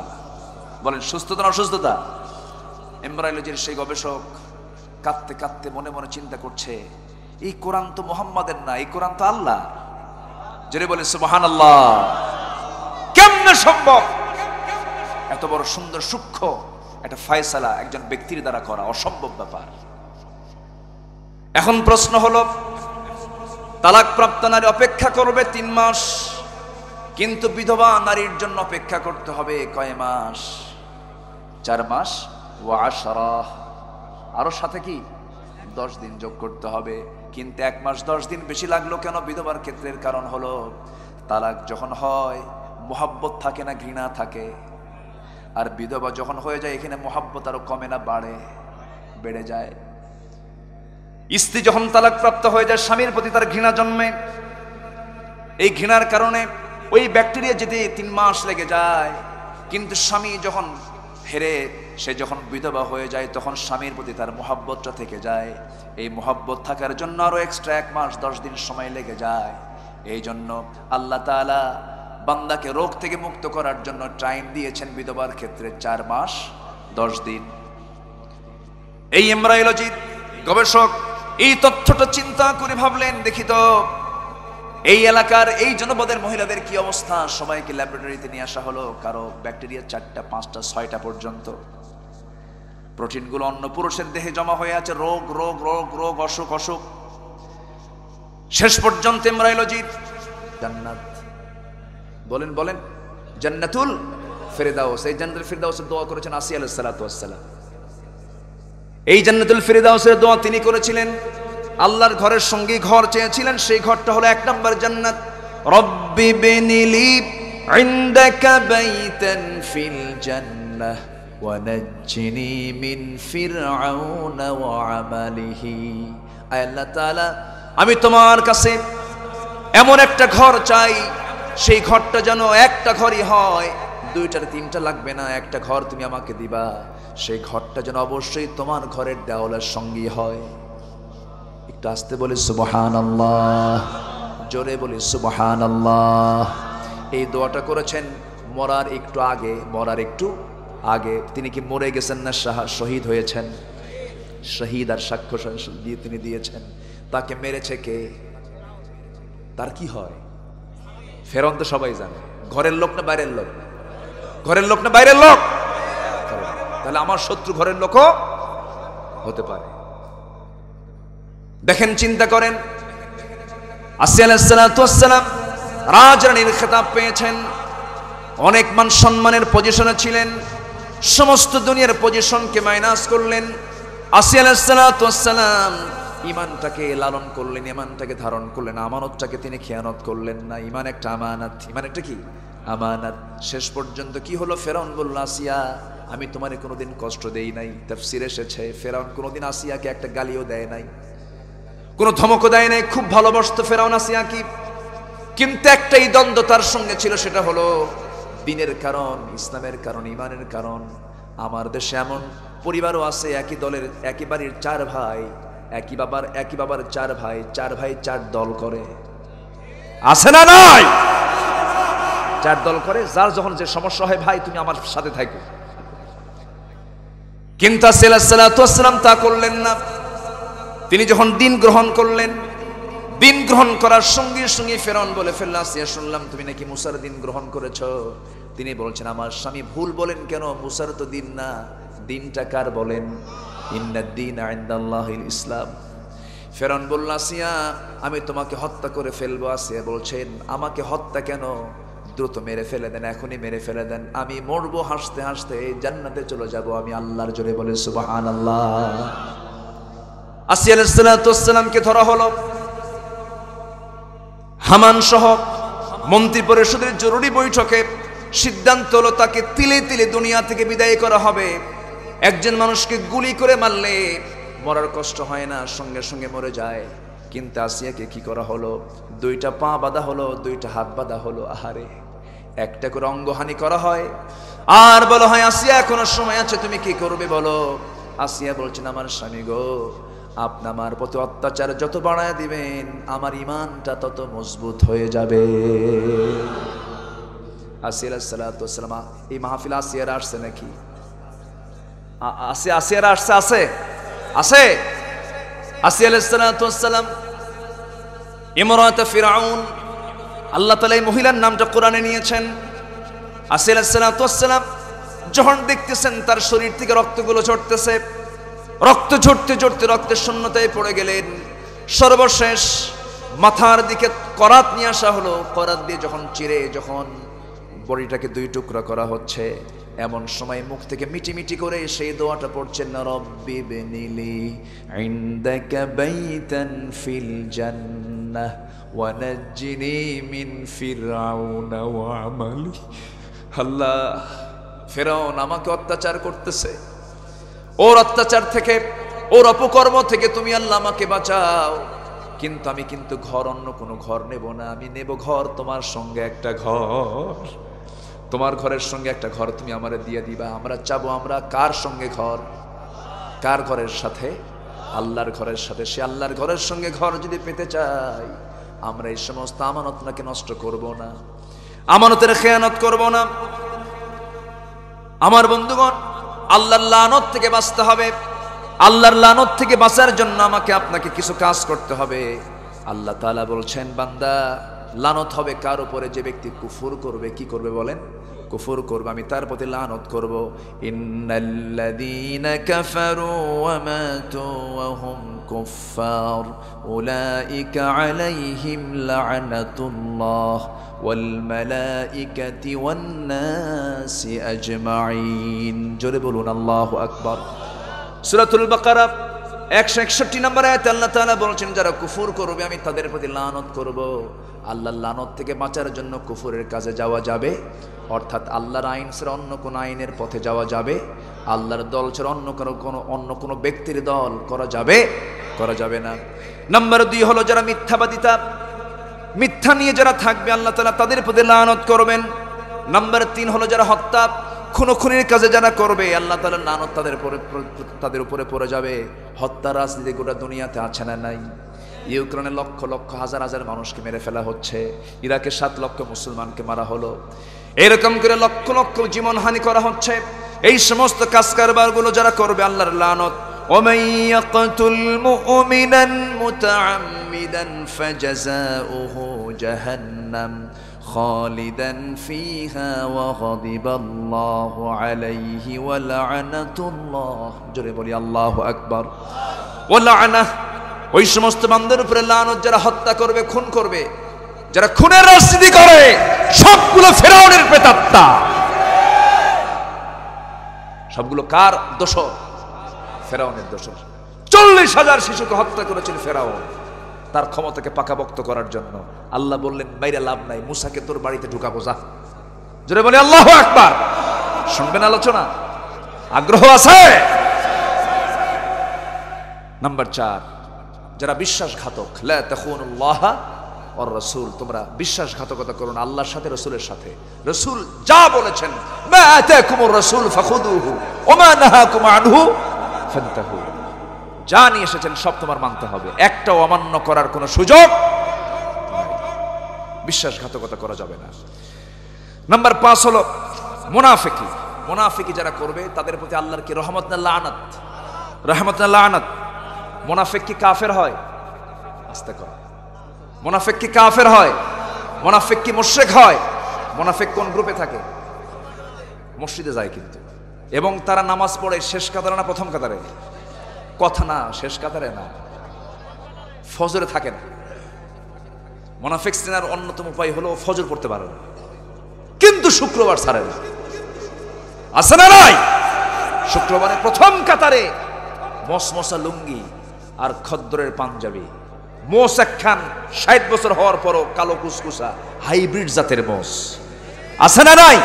আসলে কালো আছে না সাদা হয়েছে? ওর দাড়ি মোষকে আসলে কি কালো না সাদা বানাইছে? কি খতিব খুতবা দেওয়ার আগে বলে হুজুর আমার জন্য 15 মিনিট সময়। আছে না? অধিকাংশ মসজিদ কমিটি হলো সুদখোর। আসতে কবে না, জোরে কোন ঠিক কিনা? অধিকাংশ মসজিদ কমিটি হলো বেনামাজি। ইন্নামা ইয়ামুরু মাসাজিদ, কমিটি কারা হবে? কোরআনে বক্তব্য আছে না নাই? সূরা তাওবা খুলে দেখবেন। ইন্নামা ইয়ামুরু মাসাজিদাল্লাহি মান আমানা বিল্লাহ, মসজিদের সভাপতি সেক্রেটারি তারাই হবে যারা ঈমান আনবে কার উপরে? নামাজ কায়েম করবে, যাকাত আদায় করবে, ওয়ালাম ইয়াখশা ইল্লাল্লাহ, আল্লাহ ছাড়া কাউকে ভয় পাবে না, তারা করবে দায়িত্ব। আর এখন দায়িত্ব পাই হলো মুসারু, ঠিক কিনা? মোসলা, হাইব্রিড, বিড়ি খাওয়া, গাঁজা খাওয়া। আছে না নাই? প্রথম কাতারে চলে যায়। এগুলো মুনাফিকের লক্ষণ। এগুলো কিসের লক্ষণ বলেন? মুনাফিকের লক্ষণ। আমরা সবাই যদি সজাগ থাকতাম, আমরা সিদ্ধান্ত নিতে চাই, এখানে যারা আসছেন, এই এলাকার যত মসজিদ আছে, সুদখোর কোন ব্যক্তি মসজিদের দায়িত্ব পালন করবে না, করবে না, করবে না। সিদ্ধান্ত নেওয়া যায় না? সিদ্ধান্ত নেবেন। তা'মুরুনা বিল মা'রুফ ওয়া তানহাউনা আনিল মুনকার, আমার আপনার সবার দায়িত্ব। ওয়াল মুমিনুনা ওয়াল মুমিনাত বা'দুহুম আউলিয়াউ বা'দ, সবার দায়িত্ব এটা। এক নম্বর হলো সৎ কাজের আদেশ দেওয়া, অসৎ কাজের বাধা দেওয়া। অসৎ কাজের কি? বাধা দেওয়া, নিষেধ না। অসৎ কাজের কি? বাধা দেওয়া। অসৎ কাজের বাধা দেওয়া, নিষেধ ভাই করো না। আর বাধা কি? করতে দেওয়া, করতে দেওয়া যাবে না। এক নম্বর ঈমান হলো করতে দেওয়া যাবে না। ফালিয়ুগাইয়িরুহু বিয়াদিহি, কি দিয়া? এক নম্বর ঈমান হলো হাত দিয়ে মোটায়া দাও। বলেছেন মুহাম্মদ সাল্লাল্লাহু আলাইহি ওয়াসাল্লাম। মুনাফিকি করা যাবে না। মুনাফিকের জন্য আল্লাহর লানত। وعد الله المنافقين والمنافقات والكفار نار جهنم خالدين فيها هي حسبهم ولعنهم الله ولهم عذاب مقيم সূরা তাওবা আয়াত নম্বর 68 যারা মুনাফিকি করবে আল্লাহর লানত আত্মীয়তার সম্পর্ক যারা নষ্ট করবে তাদের প্রতি আল্লাহর লানত নিজের বাপ মার খবর রাখে না ধর্মের সম্পর্কের বাপ মা বানায় আছে না নিজের ভাইয়ের সম্পর্ক নাই কিন্তু দূরের ভাইয়ের সঙ্গে সম্পর্ক রাখে আছে না নাই বলেন নিজের আত্মীয় স্বজন ব্লাডের সঙ্গে সম্পর্ক রাখে না এমন ব্যক্তির প্রতি আল্লাহর লানত উলাইকা লাহুমুল লানাহ তাদের জন্য আল্লাহর পক্ষ থেকে লানত এসেছে সূরা রাদের 25 নম্বর আয়াতটা দেখে নেবেন আল্লাহ তাআলা এখানে আত্মীয়তার সম্পর্ক যারা ছিন্ন করবে তাদের ব্যাপারে লানতের কথা বলেছেন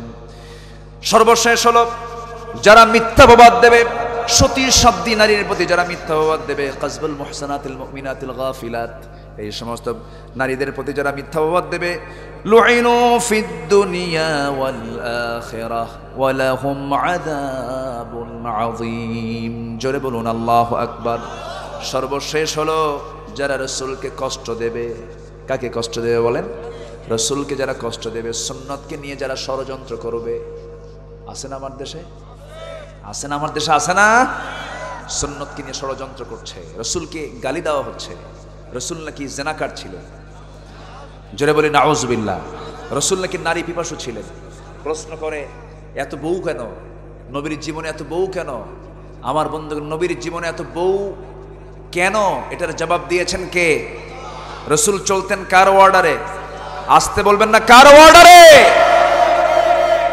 রাসূল তো এমন শিক্ষা দেননি যে আগে মেয়ে আগে বাচ্চার মা হবে এরপরে গায়ে হলুদ হবে এরপরে বিয়ে হবে এটা কি ইসলামে আছে আমার দেশে আছে না বিয়ে হয় কেউ জানে না বাচ্চার বয়স 3 বছর আছে না ওখানে বলে না কাবিন কই ওখানে কি কাবিন খোঁজে নাকি ওখানে কাবিন খোঁজে না আমার দাদা দাদির বিয়ের কাবিন আছে আজকে দাদার বিয়ের কাবিন আছে ইজাব কবুল হলো বিয়ের অন্যতম শর্ত রেজিস্ট্রি অফিসে শুধু রাষ্ট্রীয় আইন ফলো করা হয় আল্লাহর আইন হলো বিয়ে যখন হবে এলান করে দাও কোন সমাজে জানাজানি করে দাও যে বিয়েতে মানুষ বেশি জানবে সেই বিয়েটা তত মজবুত হবে বিয়ে কি গোপন না প্রকাশ্য আর জেনা কি হয় জেনা কি হয় যে বিয়েটা গোপন হয় সেটা বিয়ে হয় না জেনা হয় গোপন কোনো বিয়ে নাই যে বিয়েতে মেয়ের বাপ মা জানে না সে বিয়ে বাতিল ভালো করে শোনেন এগুলো কথা সব তো দৌড় মারে এলাকায় মনে দৌড় মারে না এই কি কয় দৌড় মারে দৌড় মারা যাবে না দৌড় মারা যাবে না বাপ মা ছাড়া যে মহিলা দৌড় মারবে তার বিয়ে হবে আসতে বলেন বিয়ে হবে বিয়ে বাতিল বিয়ে হবে না এগুলো খেয়াল করবেন আল্লাহ তুমি সবাইকে বোঝার তৌফিক দাও জোরে বলে আমিন 12টা বাজে কি করব তাও চালাবো এই তো আরেক বিপদে পড়লাম মুজাম্মেল ভাই আন্না হড়ে বাজে কই কি করবো বলেন মুজাম্মেল ভাই বলেছেন জীবনে আর দাড়িতে খুর লাগাবো না দাড়ি রেখে দেব বলি আলহামদুলিল্লাহ আপনাদের দাড়ি রাখার দরকার নেই তো এত খুশি হয়েছেন আপনারা দাড়ি রাখবেন না আল্লাহ তুমি সবাইকে দাড়িওয়ালা বানাও জোরে বলি আমিন আলো চালাবো আলোচনা চলো হুজুর মরুদ খুব সুন্দর আপনারা বলি আলহামদুলিল্লাহ এলাকার মায়েরা কি পর্দায় থাকে হ্যাঁ কি কিসের পর্দা নিয়ে থাকে টেলিভিশনের পর্দা টেলিভিশনের পর্দা তাহলে তো লক্ষণ খারাপ পর্দা ঠিকই আছে কিন্তু টেলিভিশনের পর্দা তাহলে টেলিভিশনের পর্দা দরকার না গায়ের পর্দা দরকার কিসের পর্দা মেয়েদের চামড়া দেখানো না ঢাকানো ইউরোপ আমেরিকা তারা কি ঢেকে রাখে না দেখায় মুসলমান কি ঢাকবে না দেখাবে মুসলমান ঢাকার জাত ওরা দেখানোর জাত ওরা কি দেখানোর জাত ওই জায়গায় আবার কিছু আমাদের দেশের বিলাতে যায় বিলাত ফেরত। বিলাত ফেরত কিছু যাত্রী আসিয়া তারা বলেন আমরাও খালি থাকতে চাই। আছে না নাই? তোমার বিলাতি বউ নিয়ে তুমি বিলাতে থাকো, কিন্তু আমার দেশে বিজাতীয় অন্য ধর্মের কোন সংস্কৃতি আমরা অনুপ্রবেশ করতে দেব না, ঠিক কিনা? মুসলিম পরিবারের মেয়েদের পোশাক হবে কোরআন মাফিক, মাথা থেকে পা পর্যন্ত তারা ঢেকে রাখবেন, ঠিক কিনা বলেন? মেয়েদের কোন অংশ আকর্ষণ নাই বলেন? মেয়েদের মাথা থেকে পা পর্যন্ত কোনটা দেখতে বিরক্ত লাগে? কোনো কিছু কি খারাপ? একটা নারীর মাথা থেকে পা পর্যন্ত সবকিছু আকর্ষণীয় করে দিয়েছেন কে? আসতে বলবেন না কে? পুরুষের জন্য আকর্ষণ, আবার নারীর জন্য পুরুষকে আকর্ষণ কে করে দিয়েছেন? আল্লাহ করে দিয়েছেন। এই আকর্ষণ না থাকলে আপনি জান্নাতে গিয়ে হুরের আকর্ষণ পাবেন কেমন? আল্লাহ তো এমনি বলেন নাই এমন হুর দেব যে হুরের মুখের থুতু জমিনে পড়লে গোটা জমিন সুগন্ধে ভরপুর হয়ে যাবে। লাম ইয়াতমিথহুন্না ইনসুন ক্বাবলাহুম ওয়ালা জান। কোন হুর নিয়ে পাগল থাকো যে হুরকে কোন জিন ইনসান আগে স্পর্শ করেনি? এমন হুর তোমাকে দেওয়া হবে জান্নাতে। তোমাকে আমি ফল খাওয়াবো, পাখির গোশত ভুনা করে খাওয়াবো। ওয়াহুরুন আইন কামসালিল লুলুইল মাকনুন। এবং তোমাকে সেদিন দেওয়া হবে এমন কিছু হুর, ওয়াহুরুন আইন, চক্ষু শীতলকারী এমন সুন্দর হুর তুমি দেখতে পাবে যা তোমার চক্ষুকে শীতল করবে। বলি আলহামদুলিল্লাহ। সে হুর কি নেওয়ার ইচ্ছা নাই সবার? আজ থেকে ইচ্ছা নাই, কিন্তু বুড়ো চাচা কয়ে আছে, চাষি জানলে কিন্তু খবর আছে। আবার মেয়েরা কিন্তু আবার হুরের সঙ্গেও কিন্তু হিংসা করে, আছে না? হুরের গল্প করে যদি রাত্রে শুতে যান তাহলে কিন্তু বেকায়দা আছে। একজন প্রশ্ন করছে অনেকদিন আগে, মহিলা অপশন থেকে প্রশ্ন আসছে, হুজুর এমন কি কোনো আমল আছে যে আমার স্বামী জান্নাতে গেলেও অন্য কোনো হুর পাবে না, শুধু আমাকে পাবে? কি কথা কি বুঝতেছেন না? মানে তারা এই বিষয়টাতে আপোষহীন, তারা এই বিষয়টাতে কি আপোষহীন। কিন্তু ইসলামে পুরুষের জন্য আল্লাহ তাআলা একজন দিয়েছেন না একাধিক দিয়েছেন? এই হুকুমটা কি আমার ভাই বলেন তো? কোন হুজুরের? হুকুমটা কার? এখন মায়েরা মনে মনে চিন্তা করতেছে, হুজুর সংসার কি ভাঙ্গাবেন? এই চিন্তায় মনে হয় আছে। মা, আমি আমার কথা বলছি না। কিছুদিন আগে আদমশুমারি হলো। আদমশুমারি না জনশুমারি হয়েছে? আদম বাদ, নবীর নাম তো, নবীর নাম পছন্দ হয় নাই, নবীর নাম বাদ। আদম দিয়ে একটা শব্দ আদম, এবং উর্দু ভাষায়, হিন্দি ভাষায় এবং সাবকন্টিনেন্টে মানুষকে আদমি বলা হয়। নেক আদমি সে দোস্তি করো। আদমি শব্দটা উর্দু এবং হিন্দিতে ইউজ হয়। আদম মানুষ হিসাবে আদম বলে, এই জন্য আদমের শুমারি ফার্সি শব্দ। আদম শুমারি ছিল শুমার ফার্সি শব্দ, তো সেখানে বাদ দিল কি? আদম বাদ, নবী বাদ, জনশুমারি। আচ্ছা ঠিক আছে, জনশুমারি। এই জনশুমারিতে পুরুষ বেশি না মহিলা বেশি? 50 লাখ মহিলা বেশি হয়েছে। এই 50 লাখ মহিলা যে বেশি হলো, এরা কি জাতীয় সম্পদ হবে? হ্যাঁ, জাতীয় সম্পদ না, এদের কোথাও যেতে হবে। তাহলে ইসলাম যে একাধিক বলেছে, তাহলে কি একাধিক ইসলাম থাকার কারণে কি অপশন আছে না নাই? আসতে বলবেন না আছে না নাই? জেনা করা ভালো না বিয়ে করা ভালো? জেনা ভালো না বিয়ে ভালো? আর মেয়েরা যদি একাধিক স্বামী পেতে চায় তাহলে অসুখ আছে না নাই? এ আসতে কোন আছে না নাই? ওয়াজে টের পান নাই? ওয়াজে টের পাইছেন? মেয়েরা বলে তুমি এতগুলো বউ লাগে কেন তোমার? আমিও নেব। এরকম কিন্তু মানে বিখাউস মার্কা কিছু মহিলাও আছে না নাই? ওগুলো সব তসলিমা নাসরিনের লোক, ঠিক কিনা? আমার ভাইয়েরা, আমার বন্ধুগণ, 7টা বিষয় মানুষ মেয়েদের ধ্বংসের কারণ। আমার মা যারা আসছেন একটু কান লেগে লেগে শুনুন। 1 নাম্বার ধ্বংসের কারণ হলো যারা চোখের উপরে লোম, চোখের উপরে যে লোমটা আছে, ভ্রুটা আছে, যারা এটাকে টেনে ফেলে, ভ্রু প্ল্যাক করে, তাদের প্রতি ধ্বংস, তাদের ধ্বংস হোক। বুখারীর 4886 4886 নাম্বার হাদিসে এসেছে, যারা ভ্রু প্ল্যাক করবে তাদের ধ্বংস হোক। এখন অধিকাংশ মেয়েরা সেই ভ্রু রাখে না, প্ল্যাক করে। এটাকে জায়েজ না হারাম? জায়েজ না হারাম? এতে সুস্থ না অসুস্থ? চোখের সমস্যা আছে না নাই? স্কিন ক্যান্সার আছে না নাই? প্রবলেম আছে না নাই? আছে। নাম্বার 2 হলো ধ্বংস হোক ওই সমস্ত নারীর যারা নারী হয়ে পুরুষের বেশ ধারণ করে। আজকে মেয়েরা পুরুষের মতো চুল রাখে, আছে না নাই? আজকে মেয়েরা পুরুষের মতো পোশাক পরে। একজন মহিলা হেঁটে হেঁটে যায়, টের পাওয়া যায় না এটা পুরুষ না মহিলা। তাদেরকে ধ্বংস কামনা করা হয়েছে। নাম্বার 3 হলো যে সমস্ত নারী সুগন্ধি মেখে, পারফিউম লাগায়া, সুন্দর সুন্দর সেন্ট লাগায়া বাইরে বের হয়ে পর পুরুষের নাকের ডগায় সেন্ট ঢুকায় দেয়, এরকম মহিলা মনে হয় বাংলার জমিনে একটাও খুঁজে পাওয়া যাবে না। এগুলো ধ্বংস কামনা করা হয়েছে। যে সমস্ত নারী শরীরে ট্যাটু লাগায়, উল্কি লাগায়, শরীরটাকে বিকৃত করে ফেলে, চামড়াকে বিকৃত করে ফেলে, তাদের ধ্বংস হয়ে যাক। আমার ভাইয়ের অভিশাপ সেই সমস্ত নারীর জন্য যারা পরচুলা লাগায়, পরচুলা নিজের চুলের উপরে আরো এক্সেস চুল লাগায়, আছে না নাই? এগুলো হারাম। আমার মায়ের একটু শুনবেন, মন খারাপ করা যাবে না। এগুলো সহিহ হাদিস থেকে প্রমাণিত, মুসলিম, বুখারী, বিভিন্ন জায়গায় হাদিস গ্রন্থে এগুলো এসেছে।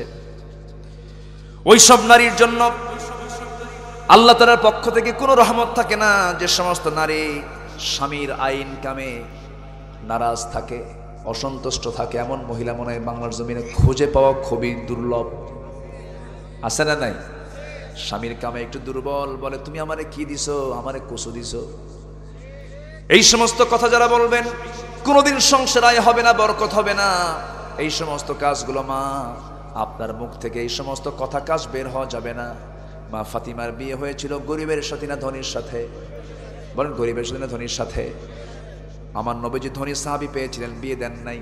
আমার রাসূল গরিব দেখেছেন, ধনী দেখেছেন না তাকওয়া দেখেছেন? তাকওয়া দেখেছেন। অনেক পুরুষ আমাদের কাছে এসে বলে, হুজুর আমাদের সঙ্গে বিয়ে দেয় না, আমাদের চাকরি নাই, পড়াশোনা শেষ করেছি, যোগ্যতা আছে কিন্তু কোনো ব্যবস্থা নাই, কিন্তু বিয়ে দেয় না। মেয়ের বাপদেরও কিছু সমস্যা আছে না নাই? আছে না? আছে না? মেয়েদের বাপদেরও সমস্যা আছে।